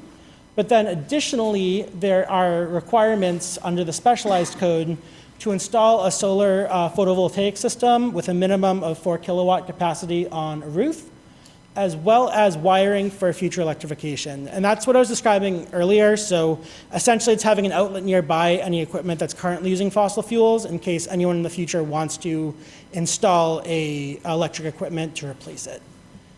For a new home that's over 4,000 square feet, the requirements are actually similar, but in order to achieve, so the requirement, if it's mixed fuel, would be a net zero home with enough solar PV to get there. So that is essentially a larger luxury homes that are being built have to go further than the requirements for more common construction. So, and that would be essentially like having enough solar photovoltaic to get to net zero, which is typically like 8 kilowatts or higher. It depends on project specific things there. And then there's also that wiring requirement for electrification. If you're going that Passive House option, which I briefly described, the requirement is just to have that wiring for electrification as well. As I mentioned, for home additions and alterations, the requirements are the same as they would be for the stretch code. There's no additional requirements on top of that. And for historic or existing homes, the requirements are also the same. For historic buildings, the energy code exemption would apply if it could potentially damage the historic fabric or function of the building, as per the code. All right, next slide, please. So as I noted, the solar requirement is for mixed fuel buildings only, where solar would be required, and there's a suitable solar roof zone of 300 square feet or greater. Now, what's important about that is if there's not enough room on the roof for a solar zone, the requirement wouldn't apply. The system can be ground mounted as long as it's on site. And if you are building a new all-electric home, these solar requirements are not applicable. They're only applicable to that mixed fuel path. So just to summarize, all-electric, there's no solar requirement. If you're building the Passive House, there's no solar requirement. If it's mixed fuel under 4,000 square feet, there's a requirement of 4 kilowatts of solar. If it's mixed fuel over 4,000 square feet, you have to have enough to get to net zero, as I said, which is about 8 kilowatts or more. And for other residential projects, the requirements more for like multifamily and like bigger commercial projects are 0.75 watts per square foot, which is the same requirement as it would be for the commercial code. Next slide, please. So now going into some of the more, the requirements for multifamily buildings. So the requirements for the stretch code for all electric buildings, as I mentioned for multifamily, there's 3 options that are available. There's the HERS index, this thing called thermal energy demand intensity, or TEDI, or Passive House. And this is applicable for new multifamily buildings 4 stories above over 12,000 square feet. So the specialized code would take away 2 of those pathways that are currently there for all electric homes and requires passive house certification for these buildings.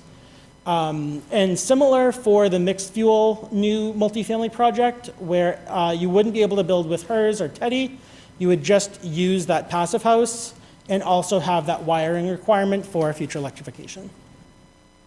All right, next slide, please. Great, so I think that's it for now, but I'm happy to answer any questions, and Lisa's available to support as well. Thank you.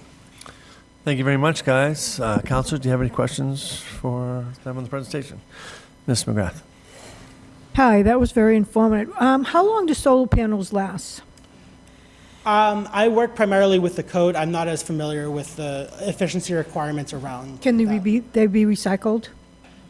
Again, that's outside the purview of what I'm presenting about. So Lisa, I don't know if you have any more specifics on this, but. I don't, but I do believe they can be recycled, and I would say that what I've heard previously, at least from my past experience looking into them, is that the lifespan starts to disintegrate like at a certain place, so it gets less and less after probably, I think, 15 to 20 years. Okay. Do you think this will be putting a lot on our electrical grid, if we're all electrical? Yeah, so we have got questions regarding the impact on the electrical grid.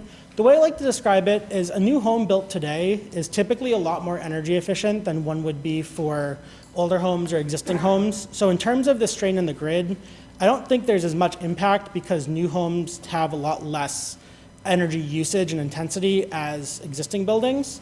So from what I understand, the grid impact wouldn't be that significant there. So between electric cars and the homes, you're not really sure, though?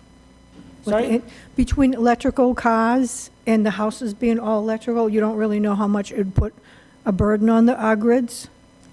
So as I said, the homes built to the new code are typically very energy efficient through practices like air tightness. So you build a really energy efficient home that's well air sealed, so you're not getting leaks from other sources, things like that. So these homes in general will have a lot less energy impact than a house that's already under construction, or that's already been developed. But I mean, if you have the water, the cooking and all that on electric, have you considered that?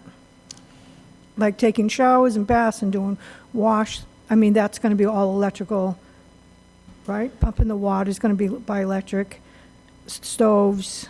I was just going to say, there's a lot of efforts going forth for grid modernization as well. The utilities are putting forth a lot of money and a lot of energy to develop renewables and other sources of energy. And also, what he's trying to say is the load is less, like for heat pumps than it is for some other things. Okay. So in New England, have you considered what would happen with electricity goes down? Because we have a lot of winter storms. I mean, we can see what happened in Texas when their wind vines went down. Yeah, and that's actually a really great question. And that's actually one of the really big benefits of the energy code. So there is protection and resiliency associated with it. So when you lose power, for example, the home itself is very well insulated. And so because of that, you're not losing the energy that you would in an existing home. So the Pacific Northwest National Laboratories actually put together a study relating to passive survivability, which is the survivability to what you do to respond to extreme weather events, like a storm, like power outages, things like that. And building to the new code, the 21 International Energy Conservation Code, as well as passive house, which is beyond that, and the requirement for the mixed fuel buildings, actually has a better impact on the amount of lives saved per year than an existing building. So the energy code does have a really positive impact on resiliency. So I didn't get the package ahead of time. But I think I believe someone told me when I asked how electricity was made, isn't it made from coal?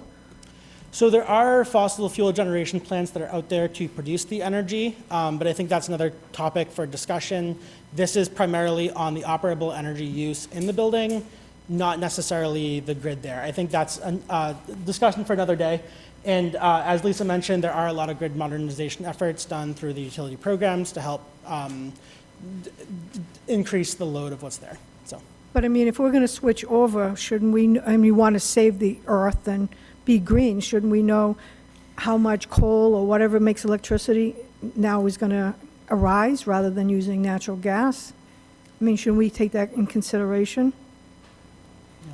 There is you can go to nationalgrid.com and look for where your energy comes from, and it will tell you what percentage of your electricity is in the area that you live in is coming from different sources. And it's true that some energy is still, a great deal of energy is still coming from fossil fuels. It's true. And we are trying to move beyond that for our goals of 2030, 2040, and 2050. But if that's how they make electricity, how would you move beyond that?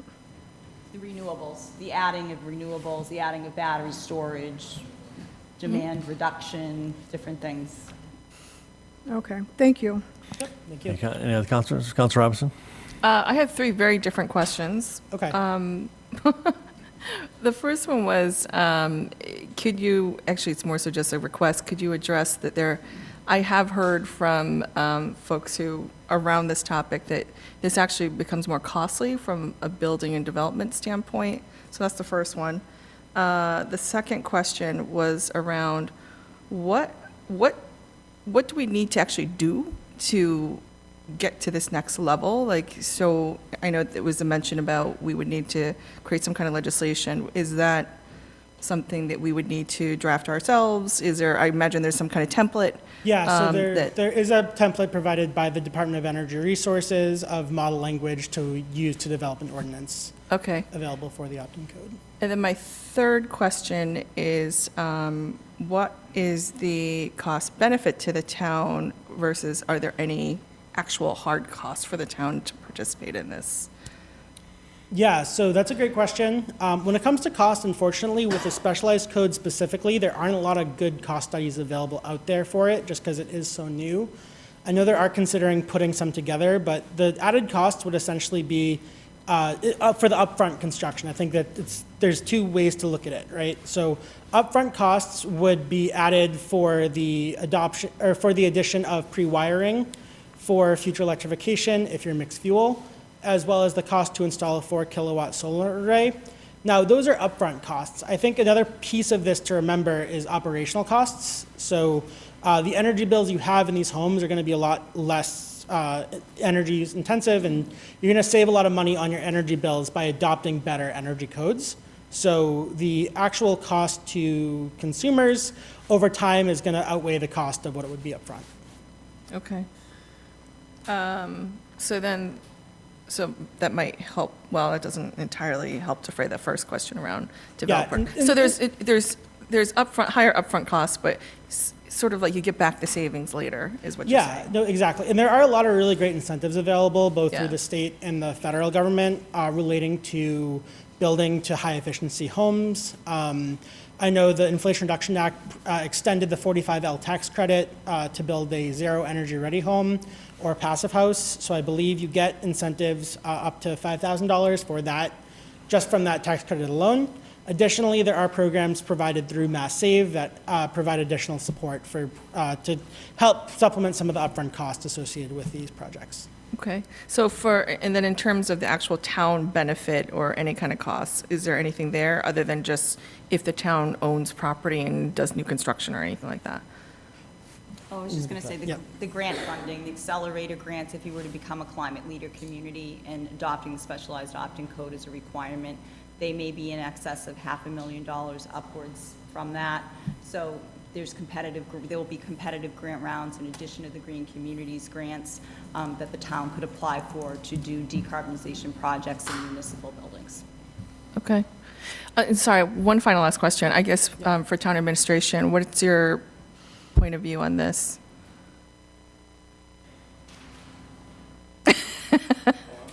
Don't rush to answer. There's a pregnant pause there. I didn't get your question, Counselor. So I'm just asking your opinion and your view, pro. I think it's a council decision. I know you've got legislation in committee that calls for the adoption of the specialized code. And again, I think it's something that the council has to take in from the presenters, and then also listen to the building community and try to reconcile some of those concerns as well. So. Okay, well then I'll pass it back to the president. Ms. Ellenberg, you had a question? Actually, it's not a question, a little more of a comment, see what you think. people who opt for the mixed fuels option in their homes are theoretically more independent of the grid because they have options. Would that be correct? Than an electrical outage, just wiping everything in the house out? One thing I would say is you're still allowed to have a generator outside of your home. I mean, you are allowed to have a generator if you need to have a generator. Okay. So that's dependent on mixed fuels, as are mixed fuels in your home, correct? You're using oil or natural gas. So Yes. Yeah, Yes. and you can qualify for the all-electric pathway if you do have an outdoor generator that is mixed fuel. So the generator doesn't have an impact on a status as all-electric. My opinion is that this will make a unfortunate burden upon our builders, because I think people of common sense would want the options and not going all electric. And now they've got to be mandated for solar panels, which I happen to have personally. And so I think it penalizes builders, and that's my view. And do you have any comment on that? I would just say I feel as though this requirement is trying to be more in line with some of the purposes outlined in the Climate Act of 2021. So I know that it's helping achieve some of our net zero goals that the state has set. So these additional add-ons are more to encourage the use of all electric equipment. Thank you. Thank you, Ms. Albert. And one other thing I would say is I encourage Councilor Chase to talk to Steve Solari, your building official, and get his opinion. And I would also suggest that if you were to really consider signing this into legislation, that you have a public forum, more so than this, where you invite builders and you get feedback. Thank you for Good that. idea. Any other, Councilor Liddy? Just a quick question. I live in a condo, and it's a homeowners association, and we can't do anything with solar. It's not allowed. What else can we do to reduce a carbon footprint? The condo that I live in, there's separate houses attached by garage, and the electric bill here in town for me, I moved from Brockton, it's double what it was in Brockton. It's absolutely crazy. I would love another option to do something, but my condo was built in like 95 and some of the development was 85. So they're certainly not energy efficient buildings. So there are a few things that I could say. One of the things is I believe the town is looking into municipal aggregation, which is where it's an opt-out as opposed to an opt-in. The town would try to procure a better rate for its residents, and there's usually also an option that allows greener energy, a certain percentage of greener energy if the town decides to do that. There's also sometimes opportunities for community solar, where people who don't have the option of adding solar on their homes purchase solar from a community solar field. And then it would cost more, I'm not gonna lie to you, but you can also usually there's third-party suppliers. Sometimes it's less, but you can get renewable energy through third-party suppliers that has a higher amount of renewable energy included. Thank you. Any other councilors with any questions? Mr. Chase. Thank you, Mr. President.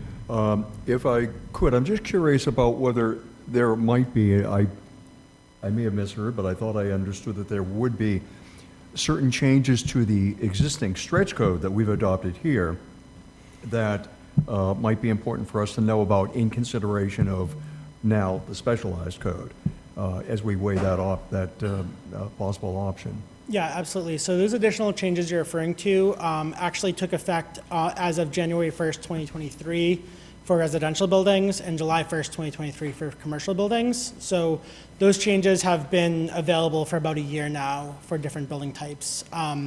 There is a lot more content in the stretch code, and because of that, it's a lot more to cover in terms of this. I think two big pieces of it are electric vehicle pre-wiring requirements, I believe, for electric ready. as well as requirements to install for mechanical ventilation, a balance system of an energy recovery ventilator or heat recovery ventilator as your whole house mechanical ventilation system. Additionally, I know there are requirements for existing buildings that are a little bit less stringent than those requirements that are for new construction. So the HERS requirements for 42 or 45 for new construction go up to 52, 55, or 58 for existing buildings, depending on the addition of if you're using the all-electric equipment or having solar on your roof. So there is a, I don't know if I want to say like bonus, but, or yeah, I guess it is a bonus, like bonus 3 points available in the, changing the HERS index, going from, for existing buildings, if you install all-electric equipment, as well as a bonus 3 points for installing a solar PV array. So the big changes, again, are that to the HERS index, going from a previously a 52 to a 55 for new construction, and the requirements for existing buildings to reach that. But as there are a lot of significant code requirements between different code versions that are published in the international version available, there are more to it. The MassSave Energy Code Technical Support Program does provide trainings for those that are interested in some of the stretch code provisions that have changed between code versions. So those are available if anyone's interested. And I can share resources for that as well. Okay, thank you very much. Thank you. Thank you, Mr. Chase. Any other council questions? Just one more brief one from myself. And again, thank you guys for coming out. I appreciate the presentation. Ms. Robinson kind of asked, but I'm not sure if it was really addressed, but do you have an approximate, whether it be a percentage or a number, what that additional new cost construction would be to add these features to the homes, so especially with solar panels and now potentially hookups for electric cars and things of that nature? What type of extra monies would it take for a builder to build a house with these amenities? Yeah, so unfortunately, I don't have direct numbers on that. Anything ballpark or percentage of the overall construction of the house? Would it be a 5% increase, 10%? I can't provide that. I'm not an electrician, so I don't know what the cost of materials are. I don't know what the cost of the wiring are. I know there are going to be cost analyses coming out soon that are looking into this. I know there are organizations that are trying to collect this data, so I imagine we'll have a better answer for you for you on this in a few months. But right now, there hasn't been a study done to estimate the cost here. Oh, good. Great. I would love to have that information in a few months. So. Yeah, absolutely. And I think some of it is also a little complicated because it is project specific. So costs to do this for one project might be very significantly different than costs for another project. So getting that data can be complicated. So. All right. Well, whatever we can get would be great. But again, thank you very much for the presentation. And one last round, any other questions? Okay. Yeah, thank you so much. And I'll just say, if anyone has any questions, or even in the audience, if anyone has questions, I can have my business cards I can share with you, provide any information.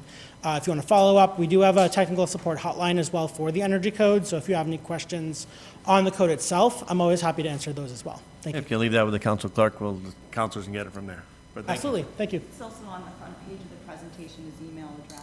And I think there's some on the back on those extra resources, I think there is some cost information on our website that you can get at, and I'd be happy to send it to you. Thank you. Yeah, and I believe the existing cost information is more for the stretch code changes, but not for the additional specialized code I think changes. some of the stuff you were asking about, though, was about stretch code, because the specialized, if you electrify, it shouldn't be much different than the stretch code. I see. Thank you so much.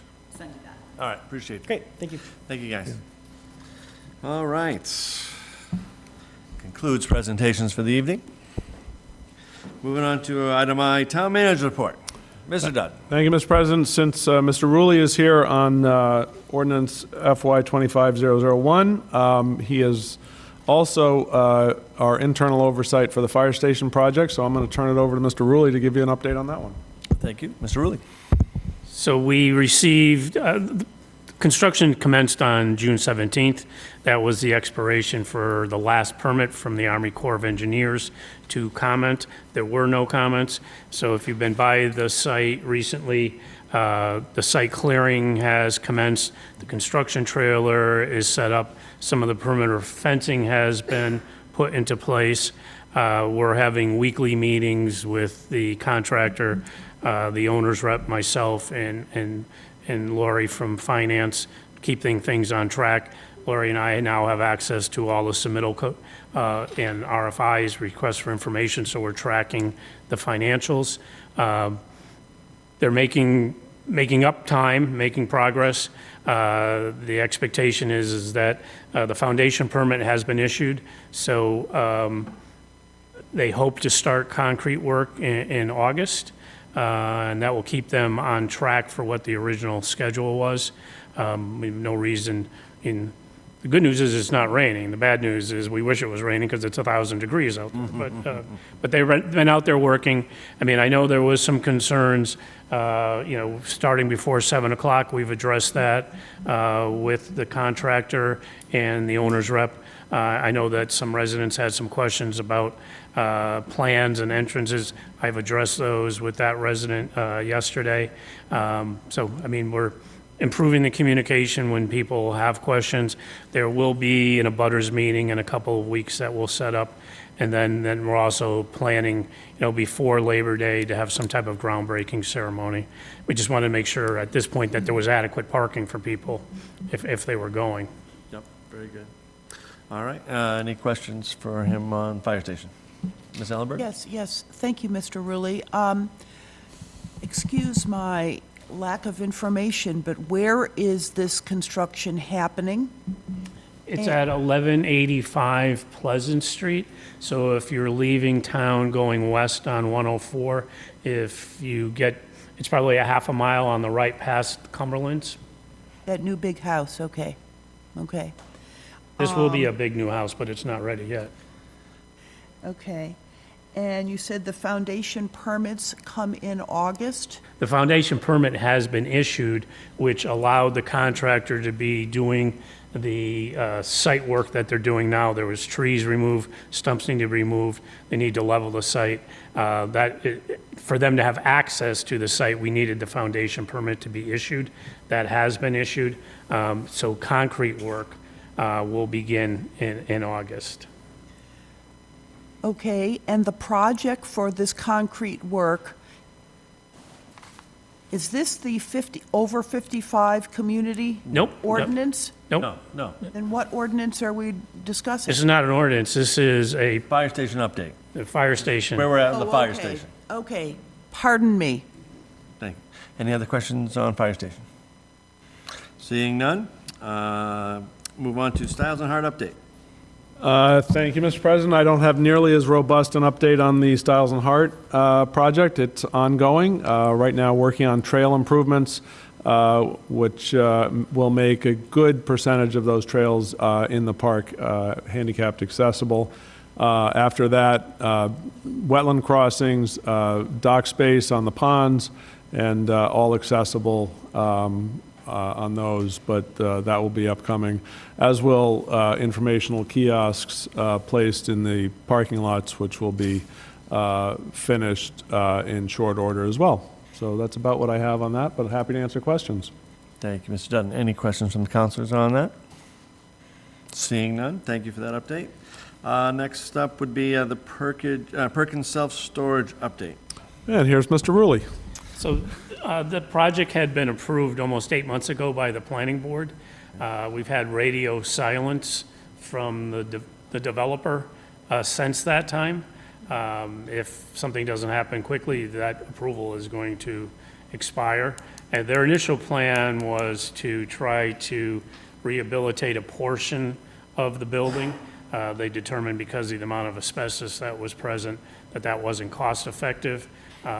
So they were going to build a completely new building, but we have not had any contact with them in months. Okay. Very good. Any questions on that for Mr. Rulli? All right, seeing none. Finally, an end-of-year report on golf. Thank you, Mr. President. I had meant to get this to you via paper as well, and I will do that, but let me give you verbally some of the highlights. So let me just give a little bit of a history, because I think there's a lot of confusion on the golf course. So back in roughly 2015, we were looking to, because of the ongoing general fund subsidy for the golf course that had happened for several years prior, we had sort of investigated the possibility of hiring or contracting with an operator who would take some of the operational risk away from the town. Unfortunately, we didn't have solid financials for the golf course operation. We had very poor financials for the golf course operation because of the mixing of revenues and the subsidies that the town provided. It was a very unclear exactly what kind of revenues that course could produce and exactly what kind of expenses a potential operator could expect. We improved the financial reporting, and we got a much clearer picture over the several years after that, enough so that we were able to go out to bid on the operation for the golf course, and as well as the operation for food and beverage. So we had respondents that replied to the RFP for the operation of the golf course. We also had one respondent for the operation of food and beverage. Those are two separate contracts, and we have contracted with, name right out of my head, Troon Golf, to run the operation of the golf course, the golf operation. And we contracted with Barrett's to run the food and beverage operation. We made very clear that we wanted those two operations to work very closely together, and I think both of them understood that the success of one really meant the success of another. So they to date, they have worked very well together and have produced a good product, so to speak. So I will tell you, just going back to FY23, we closed FY23 with total revenues of $1,806,000, and out of that, the town reaped.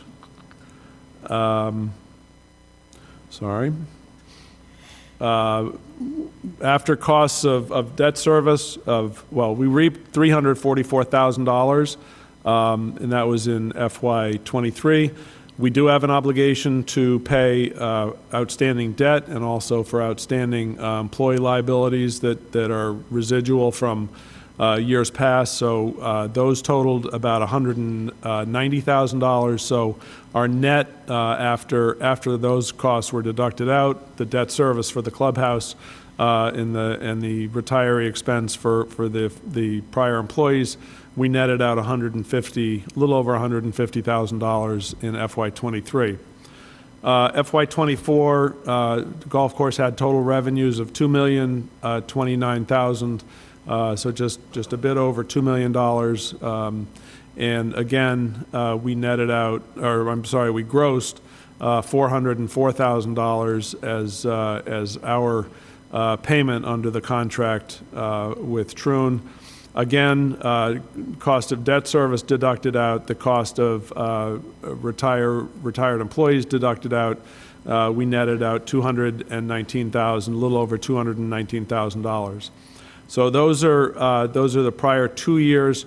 Out of that money, there's a set aside for capital that we've agreed to with Troon, shared capital, and the set aside there in FY23 was $36,000. In FY24, it's a little over $40,000.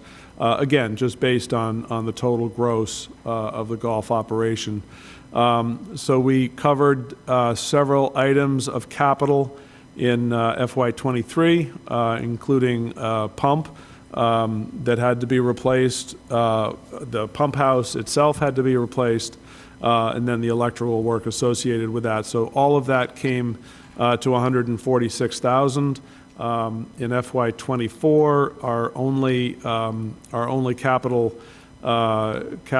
expenditures to date are tree work that was required to be done, and a piece of equipment specific to the golf course, which we purchased, and the total capital there was little over $49,000.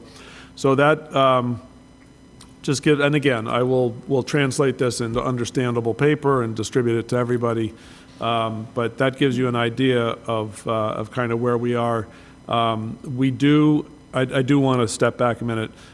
There is this perception or this notion around town that, and I understand that it was probably said many years ago when a vote at town meeting was trying to get something passed, whether it was the clubhouse vote or the golf course vote itself. My understanding is there was some vague promise that, once all the debts were paid, then the money that the golf course made would go to fund all the rec programs. That was never voted, number one, and that's not legal, number two. So the money that the revenues that the golf course makes, we set aside and we cover the expenses, our expenses, not the operational expenses, our expenses relative to the golf course. That's what they can legally be spent on. So are we doing very well? We're doing okay. We do have positive revenue, which is good. And it's a lot different than, I can tell you, it's a lot different than it was 7 or 8 years ago when we were subsidizing the course out of the general fund. So that was the risk that we wanted to mitigate, and that's why we went with an operator in the first place. Troon, or Indigo is the name of the company.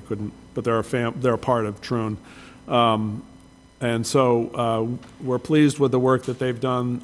They've managed the course to meet our expectations. The quality of the course remains good, and so far so good on that. And I realize I gave you a bunch of numbers without you being able to see them, so I'll make sure that you get copies of all of the prior 2 years' financials. But given that, I'm certainly happy to answer any questions that you might have right now. Thank you, Mr. Dutton. Yes, Mr. Chase had a question. Thank you, Mr. President. Mr. Dutton, I'm just wondering whether, based on the year or so of operation under the current private operator, whether we have received from them any projections as to what they anticipate for the next year or the next 5 years. They have given us some informal projections, and I'm just looking right now. I think they base FY '25's projections on FY '24's actuals. So I think the actuals for FY '24 were a little over $2 million, which is about a $200,000 jump from FY '23. They've made some adjustments to our fee schedules with permission that we expected, and so their conservative projection is the same as last year's actual, so a little over $2 million. I would suspect they'll do substantially better than that. Okay, thank you. Any other questions from councilors? Yes. Ms. Ellenberg. Yes, thank you. I have a question. Where is Troon located as a corporation? I believe they're located in Virginia as their corporate base. They manage several hundred golf courses around the world. Mm-hmm. I understand that they are managing a similar golf course in Falmouth. Is that correct? I believe they are. Mm-hmm. Okay. I wanted to know if you or any of your financial partners have any interest in Troon? Me personally? Mm-hmm. Absolutely not. Okay, thank you. You've answered for the record. Thank you. All right. Any other questions from councilors? Not on this, but to add, to follow up. Oh, yes, okay. Before I get to that, so just one other quick question, Mr. Dutton. You mentioned before just shared expenses on the capital. Was it shared between Troon and the town, or how is that exactly working again? On certain Correct. expenses? Shared between Troon and the town. Okay, that's fine. Just wanted to clarify on that. Okay, so yes, if any further requests of the town manager for the next meeting? Yeah, just to follow up to see if there's any progress made on like some kind of meeting space for us to meet with constituents. Yes, we are working on that. We're potentially moving a lot of people around, but we do have some progress, and we'll make sure that there is a space come fall. Because even an area in here without moving people, or the other option, I know you and I have talked about this, is that doesn't have a door with glass in it. Right. For, kind of safety purposes. But what does a door cost to put over there? I'm just thinking, I don't want to displace people in their offices. That was never my intent. It was just to have a space other than a coffee shop to meet with a constituent. Okay. No, that's a good point. And I certainly will answer that in August, but that's exactly what we're talking about, what you mentioned. Okay. It's another option, conference rooms that we have around the building. Did you have, Mr. Kinn? Through to the town manager, just 3 quick ones. Flag Street, update on that. Update on Winter Street, where we're at with National Grid and all the poles. And then just by the end of the summer, we were talking about getting the Patheon freezers, which I probably just said wrong again, installed on the walls. Around August will be the end of the summer, so just trying to get an update on those two. That's it for me, thank you. Perfect. Thank you, Mr. McKinnon. Anyone else? Ms. McGrath? Thank you, Mr. President. To Mr. Dutton. Mr. Dutton, the Fire Service Training Academy bill gave the fire station, the fire service, 18 acres of property off at Conan Street to the prison to convert their academy. Also within this bill, the old state farm trail was part of that law as a mitigation for taking acreage out of agriculture. So the town was responsible for paying for the land survey in the wetlands, which the town did, raise $75,000, the Natural Resource Trust, Bridgewater, and with the professional design plans done, because they had to pay the DCAM for those, the Division of Capital Assets Management and Maintenance. So now they're waiting for the DCAM to send the conservation easement. Have you received that? And if not, can you do a follow-up? So we did get the easement. Did you know the group that's waiting for it? Yeah, and we received the draft of the easement. There was language that... Just point of order, was this something that was on the agenda? I don't recall. This is asking a question to the manager. This is Okay. for next meeting. I can answer that. Yeah, he can't address that now, but I for the can- next meeting, I can obviously. come see you? All right, thank you. Thank you. Ms. Striggles, do you have something? You're all set? Okay. Anybody else? All right, I have none, so thank you for that, Mr. I have one question for legal counsel, if I may.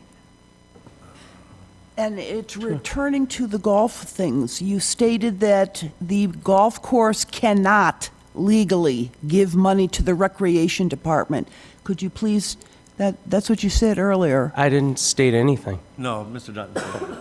Oh, Mr. Dutton said that, okay. So legally, so can you explain the legal theory behind that? So it's you can expend the monies that accumulate in that fund, but you have to go through a very specific process to do that. You can't just simply, I can't just simply budget the money the revenue that we get at the golf course for recreation or for the fire department or police department. So there are very specific steps you have to go through. Do we not have an enterprise fund for the golf course? No, the golf course was an enterprise fund, and then based upon the recommendations from the finance department several years ago, we abolished that fund in favor of creating a fund that the council could then use I see. per vote. So just out of curiosity, the council could assign money from the budget to the recreation department if the council chose to do so. Is that correct? I believe so. You have to go through a bit of a process, but I believe you could. I see. Thank you. Thank you, Mrs. Ellenberg. I actually just thought of one, and it was mentioned at the beginning of the meeting.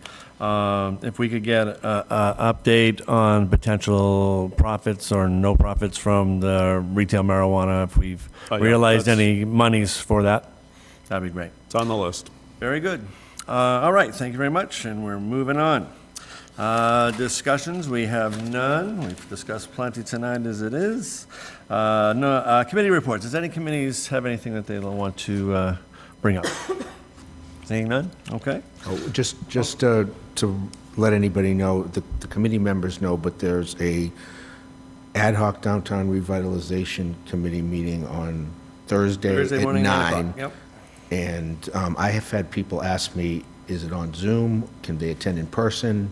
And I don't know what the answer to that is. Where is it? I believe it's on, we do have it on Zoom, so. Where is it? Okay. If it's posted on Zoom, it should be posted, the meeting is up here in the conference room on this floor Okay, at 9 o'clock Thursday morning. okay. All right. We have no legislation for action. We have no old business. We do have one item of new business. Ordinance D FY 25-001, proposed zoning order amendment regarding senior village housing development. I will ask Mr. Rulli for a brief description on this. So this is a request that you refer this to the planning board and the CED committee. Planning board has spent a good amount of time looking at this. One of the things that we've heard over the last year with Vision to Reality is there are members of the community 55 and older that would like to stay in the community but don't find many housing choices. I want to clarify that this has nothing to do with Lakeshore. If you look at the ordinance, the zoning districts where this allowed absolutely does not include Lakeshore. And we're being sensitive to making sure open space is preserved. Like many of our zoning ordinances, they're outdated. So currently, the only senior 55 and older housing we allow in Bridgewater now is either manufactured homes like we have at Stone Meadow, or a single facility that basically is an assisted living facility. So this is simply, just creating opportunities under certain circumstances with lots that are of a certain, parcels that are of a certain size that could be developed as 55 and older age restricted. Again, the community will have ample opportunity to comment and offer input when it goes back to the planning board and CED. We just simply want to keep moving this along. Get the ball rolling forward. Okay. Any questions from councilors regarding this? Go ahead. So, just a question. I got a hold of the copy of the proposed ordinance that's going to be, referred to those two bodies, and I'm not on either of those two bodies. I hope to be at the CED when that happens. Is there a way when an ordinance change is proposed to show a copy of the current ordinance and then in either highlighted, whether it's yellow, I know that's color, or like with a box around it, what's the old, what's the proposed change? I think we would do that, and it's similar to what we did with the CBD. Yeah. Once it comes out of the planning board and the CED, we'll show what the original draft was, and then we'll show whatever those changes were, and then we'll present you with a clean copy as well. Okay, that's just But there has been, Yeah. all this is what the planning board had All come the up with at workshop this point. aspect of it. Okay, it's just hard to understand the way it is. Okay. Any other questions? Seeing none, do I hear a motion to refer this to planning board and community and economic development? Second. Ms. Strigel, second by Ms. Robinson. All those in favor, please signify by saying aye. Aye. Aye. Any opposed? Motion carries. Thank you. All right. That's all for new business. All right. We're moving on to citizens' comments. Thank you for those that have stuck around here this evening. If anybody would like to come up and speak, please do. And again, keep your comments to 33 minutes or less. And I'll just repeat that due to Mass Open Meeting Law requirements, discussions will not take place during the public comment periods. Appropriate responses to questions and concerns will be given by the town manager at a future town council meeting. Bernice, how are you? I'm good, thank you. Good, go for it. I just did want to say, but 3 minutes is a short amount of time, that I really thank the town for providing that water station that you can go down and get your own water for while we're getting through this issue with the PFAs and all of that. So thank you and all the good work that you all do, especially now after hearing about what's happening with infrastructure and whatnot. But I want to go back to the issue, not just of jet skis, but of Lake Nipanicket in general. It's really an underutilized lake, and it's being abused. I was glad to see DOER here, because when you talk about emissions and climate change and all of that, I got into this whole thing about banning jet skis because they are noxious, the emissions. There is no emissions testing for boating. And jet skis are a different animal. They don't operate with a propeller or motor. They're an impeller, and when I moved to town, they were two-stroke, and I could tell because they stunk. The emissions that waft through the air and the oil slicks in the water told the story. So that's what got me involved, because I want to protect the lake. I want to advocate for the lake. The lake has no one advocating for it. It doesn't have a stewardship plan. It's been like forgotten territory. It could be so wonderful for our residents to do a sailing plan, swimming lessons, all the things that you see when a lake. But now it's become like a Paragon Park ride or Disney. It's not a man-made lake. It's a natural resource, and it needs to be protected. Now what we have is it's overrun by jet skis. They outpower, outmuscle, outrun anything on the water. And this is a public access issue. When you talk about public access, it's free and open access to everyone to enjoy the lake. You can't. I can't enjoy it even in my home because of the chainsaw-like noise or the leaf blowers times 18 over water. That makes that sound all that much greater. So it's not just one leaf blower you're hearing down the street. I'm talking my property abuts the lake and is very near the boat ramp, and they come right down. I carry the boating laws with me because I can't tell you how often I have to go down to the lake and say, let me introduce myself, I live around the corner, the boating laws state that you're supposed to be 150 feet out or it's head wave speed. Nobody on a jet ski does that. I would say once every 2 years you see somebody on a jet ski that knows the boating laws. My husband laughs. He says, I have to pay $25 for a fishing license every year. He doesn't mind, but to operate a fishing license, a 16-year-old could run a personal watercraft and pay nothing. So there's huge issues here, but the issues for the town is that people come and beach there next to a boat ramp. The Public Access Board puts those boat ramps in. I'll just finish this one thought. And since we are not, there's no policing or enforcing the town bylaw, and there's no enforcing that there's no beach there. I wish it was a beach, but no, people come from out of town and they beach there, and that's a liability because you have a state boat ramp, boats launching, little ones swimming in the lake. It's a problem. Thank you, Bernice. So I do hope to hear from someone with some ideas. If not, I'll be pursuing this, and you'll see me again. All right, thank you, Bernice. Thank you. Yep. Anybody else like to come up and speak? Please come on up. I'm Jean DiBattista, again, 260 Lakeside Drive. First of all, I wanted to thank Michael Dutton for all he's done for the town, because I have heard he's leaving. And secondly, the same for all of you. I appreciate Bob Ruley clarifying what's going on with the zoning that we came to talk about. I appreciate that very much.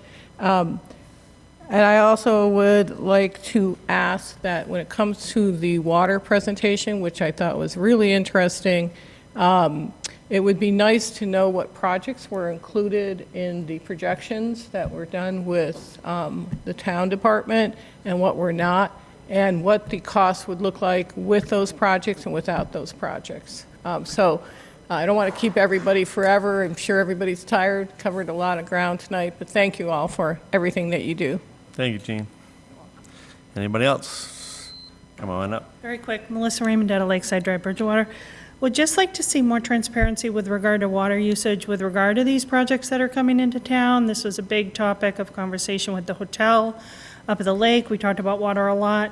In light of the increase in projects coming through and down the pipeline, we should know how much water is going to be used by these projects. We should know what our capacity is, and this should be part of the project summary, I think, for planning board when these projects are coming through. Right now, we just see this data, I think, on MEPA submissions, so it'd be nice to see it come through. And also to see more of the burden for these costs, which were exorbitant, going on to developers and not to the taxpayers of this town. I think we bear enough of a burden. So those are my comments. Thank you. Thank you very much. Anybody else? Oh, come on up. Jean DeGasconi, 35 Ball Avenue, and I'm not here for the summer program for once. I just have a question for Mr. Dutton for the golf course on who paid for the paving. Was it, I've heard everything in the world on options. I think I can answer that because it was on the agenda, correct? It's citizens' comments. What, it'd probably something more appropriate. You guys can talk after. All right. That's your question. Okay. I think Transparency is in order. Yeah, I think it's- transparency is in order. Can't have discussion and open comment. There's a policy that we have followed that is your policy That's that my job is to tell you when you're not in compliance with that policy, so we do not address citizens' comments. It has nothing to do with transparency and everything to do with your own body politics policy and ensuring that you follow your own policies. Thank you, Mr. Rollins. Could I just ask that in a future meeting, that be We'll see what we can come up with. It's not just my question, it's a question Sure. No. that's posed to me Yep. constantly. Sure. My other thing is the NIP. A couple people have mentioned it. I went for the first time. I used to be there all the time. Great sunsets, great, just relaxing. It is so overgrown. I watched people pull up on a boat. They couldn't take this stuff out of the boat. They had to walk around the stone wall, whatever, for the boat ramp, just if something could be done to clear that. I was actually embarrassed to see it, that it used to be so nice, and now it's completely overgrown. That's it. Thank you very much. Anybody else? Going once, going twice. I think we got just about everyone is here that's comments, so we will move on to council comments. I will start to the right today with Mr. McKinnon. Thank you, Mr. President. First, just want to thank Al Lacerda and Paul Mulcahy for all the work they've been doing down at the Town River Landing. They had some events this weekend that I wasn't able to be a part of, but heard they were a great time for the people that went. They had a brew fest, and they also had a country fest, which I heard were great times, but they do a lot down there, and it's good to see them continuing to try to keep doing community building things. And then just want to briefly talk on me.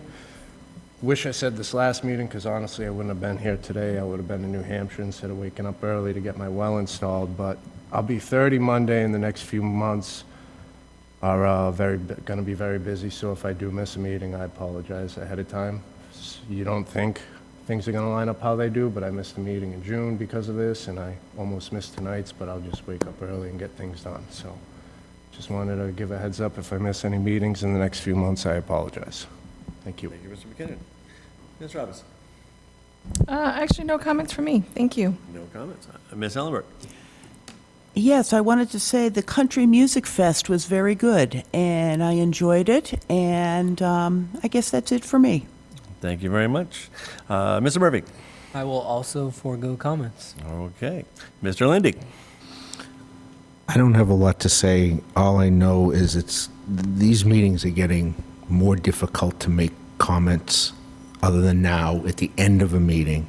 And we don't talk about some things that are really major issues, okay? There's a change going to happen here, and we're not going to even talk about it tonight. That's all I have to say. All right. Mr. Chase? No, nothing this evening. Thank you, Mr. President. All right. Ms. Driggles? Thank you so much. I just wanted to say a big thank you to the 4th of July Committee. You put on a fabulous, fabulous day for the residents of this town and beyond. The parade was wonderful. The fireworks were lovely. And I just want to give that very, very, very dedicated crew their kudos. And on a note similar to Mark, what we do in this job is hard. We're making decisions for residents and our constituents. It's very important for us as a council to be well prepped and well prepared. So in the future, when we have very, very, very large decisions that are coming forward for us to potentially consider, it would be very helpful if we had that information at least 72 hours before a meeting. So Here. Yep. that is my last comment. Thank you, Ms. Driggles. Ms. McGrath? Thank you, Mr. President. I have two things. One is the council is supposed to have a public meeting twice a year. That's Right. that's in the charter. I'd like to recommend that we either have it in August or September, because there's so much going on. I'd like to hear more from the residents and be able to I talk think with there's them. suggested times that we do that, but we'll look into that for sure. Okay, and the other thing, I'd like to encourage my fellow councils to watch the planning board meeting. That was on June 26, 2024. You can let me know if I'm stepping over. This is the first developer presenting their plans using the form-based code. And the developer is using density bonus, which wants to put 26 units on this lot. And because it's a tight fit, the dumpster is actually being placed in the front of the lot alongside one of the buildings that are facing the street. And the planning board pointed out that it is so packed that a fire truck could not reach one of the buildings in the back of the lot.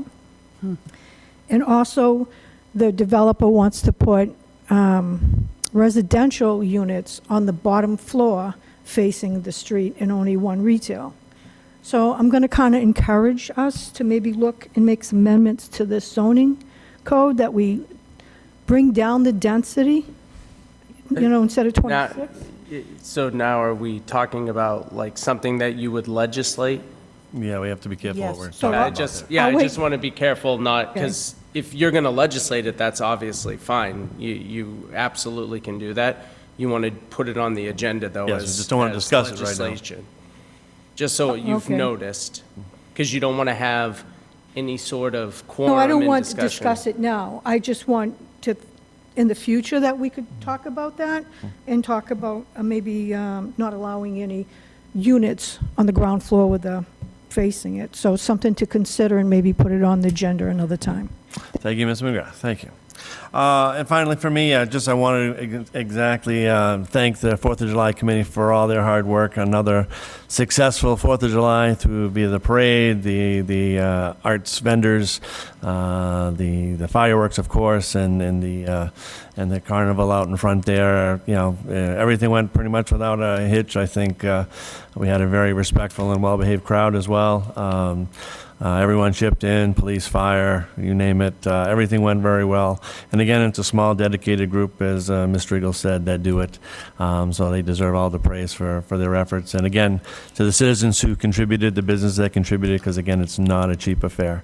And I'm sure they're already starting plans for next year, and we'll consider taking your donations for next year.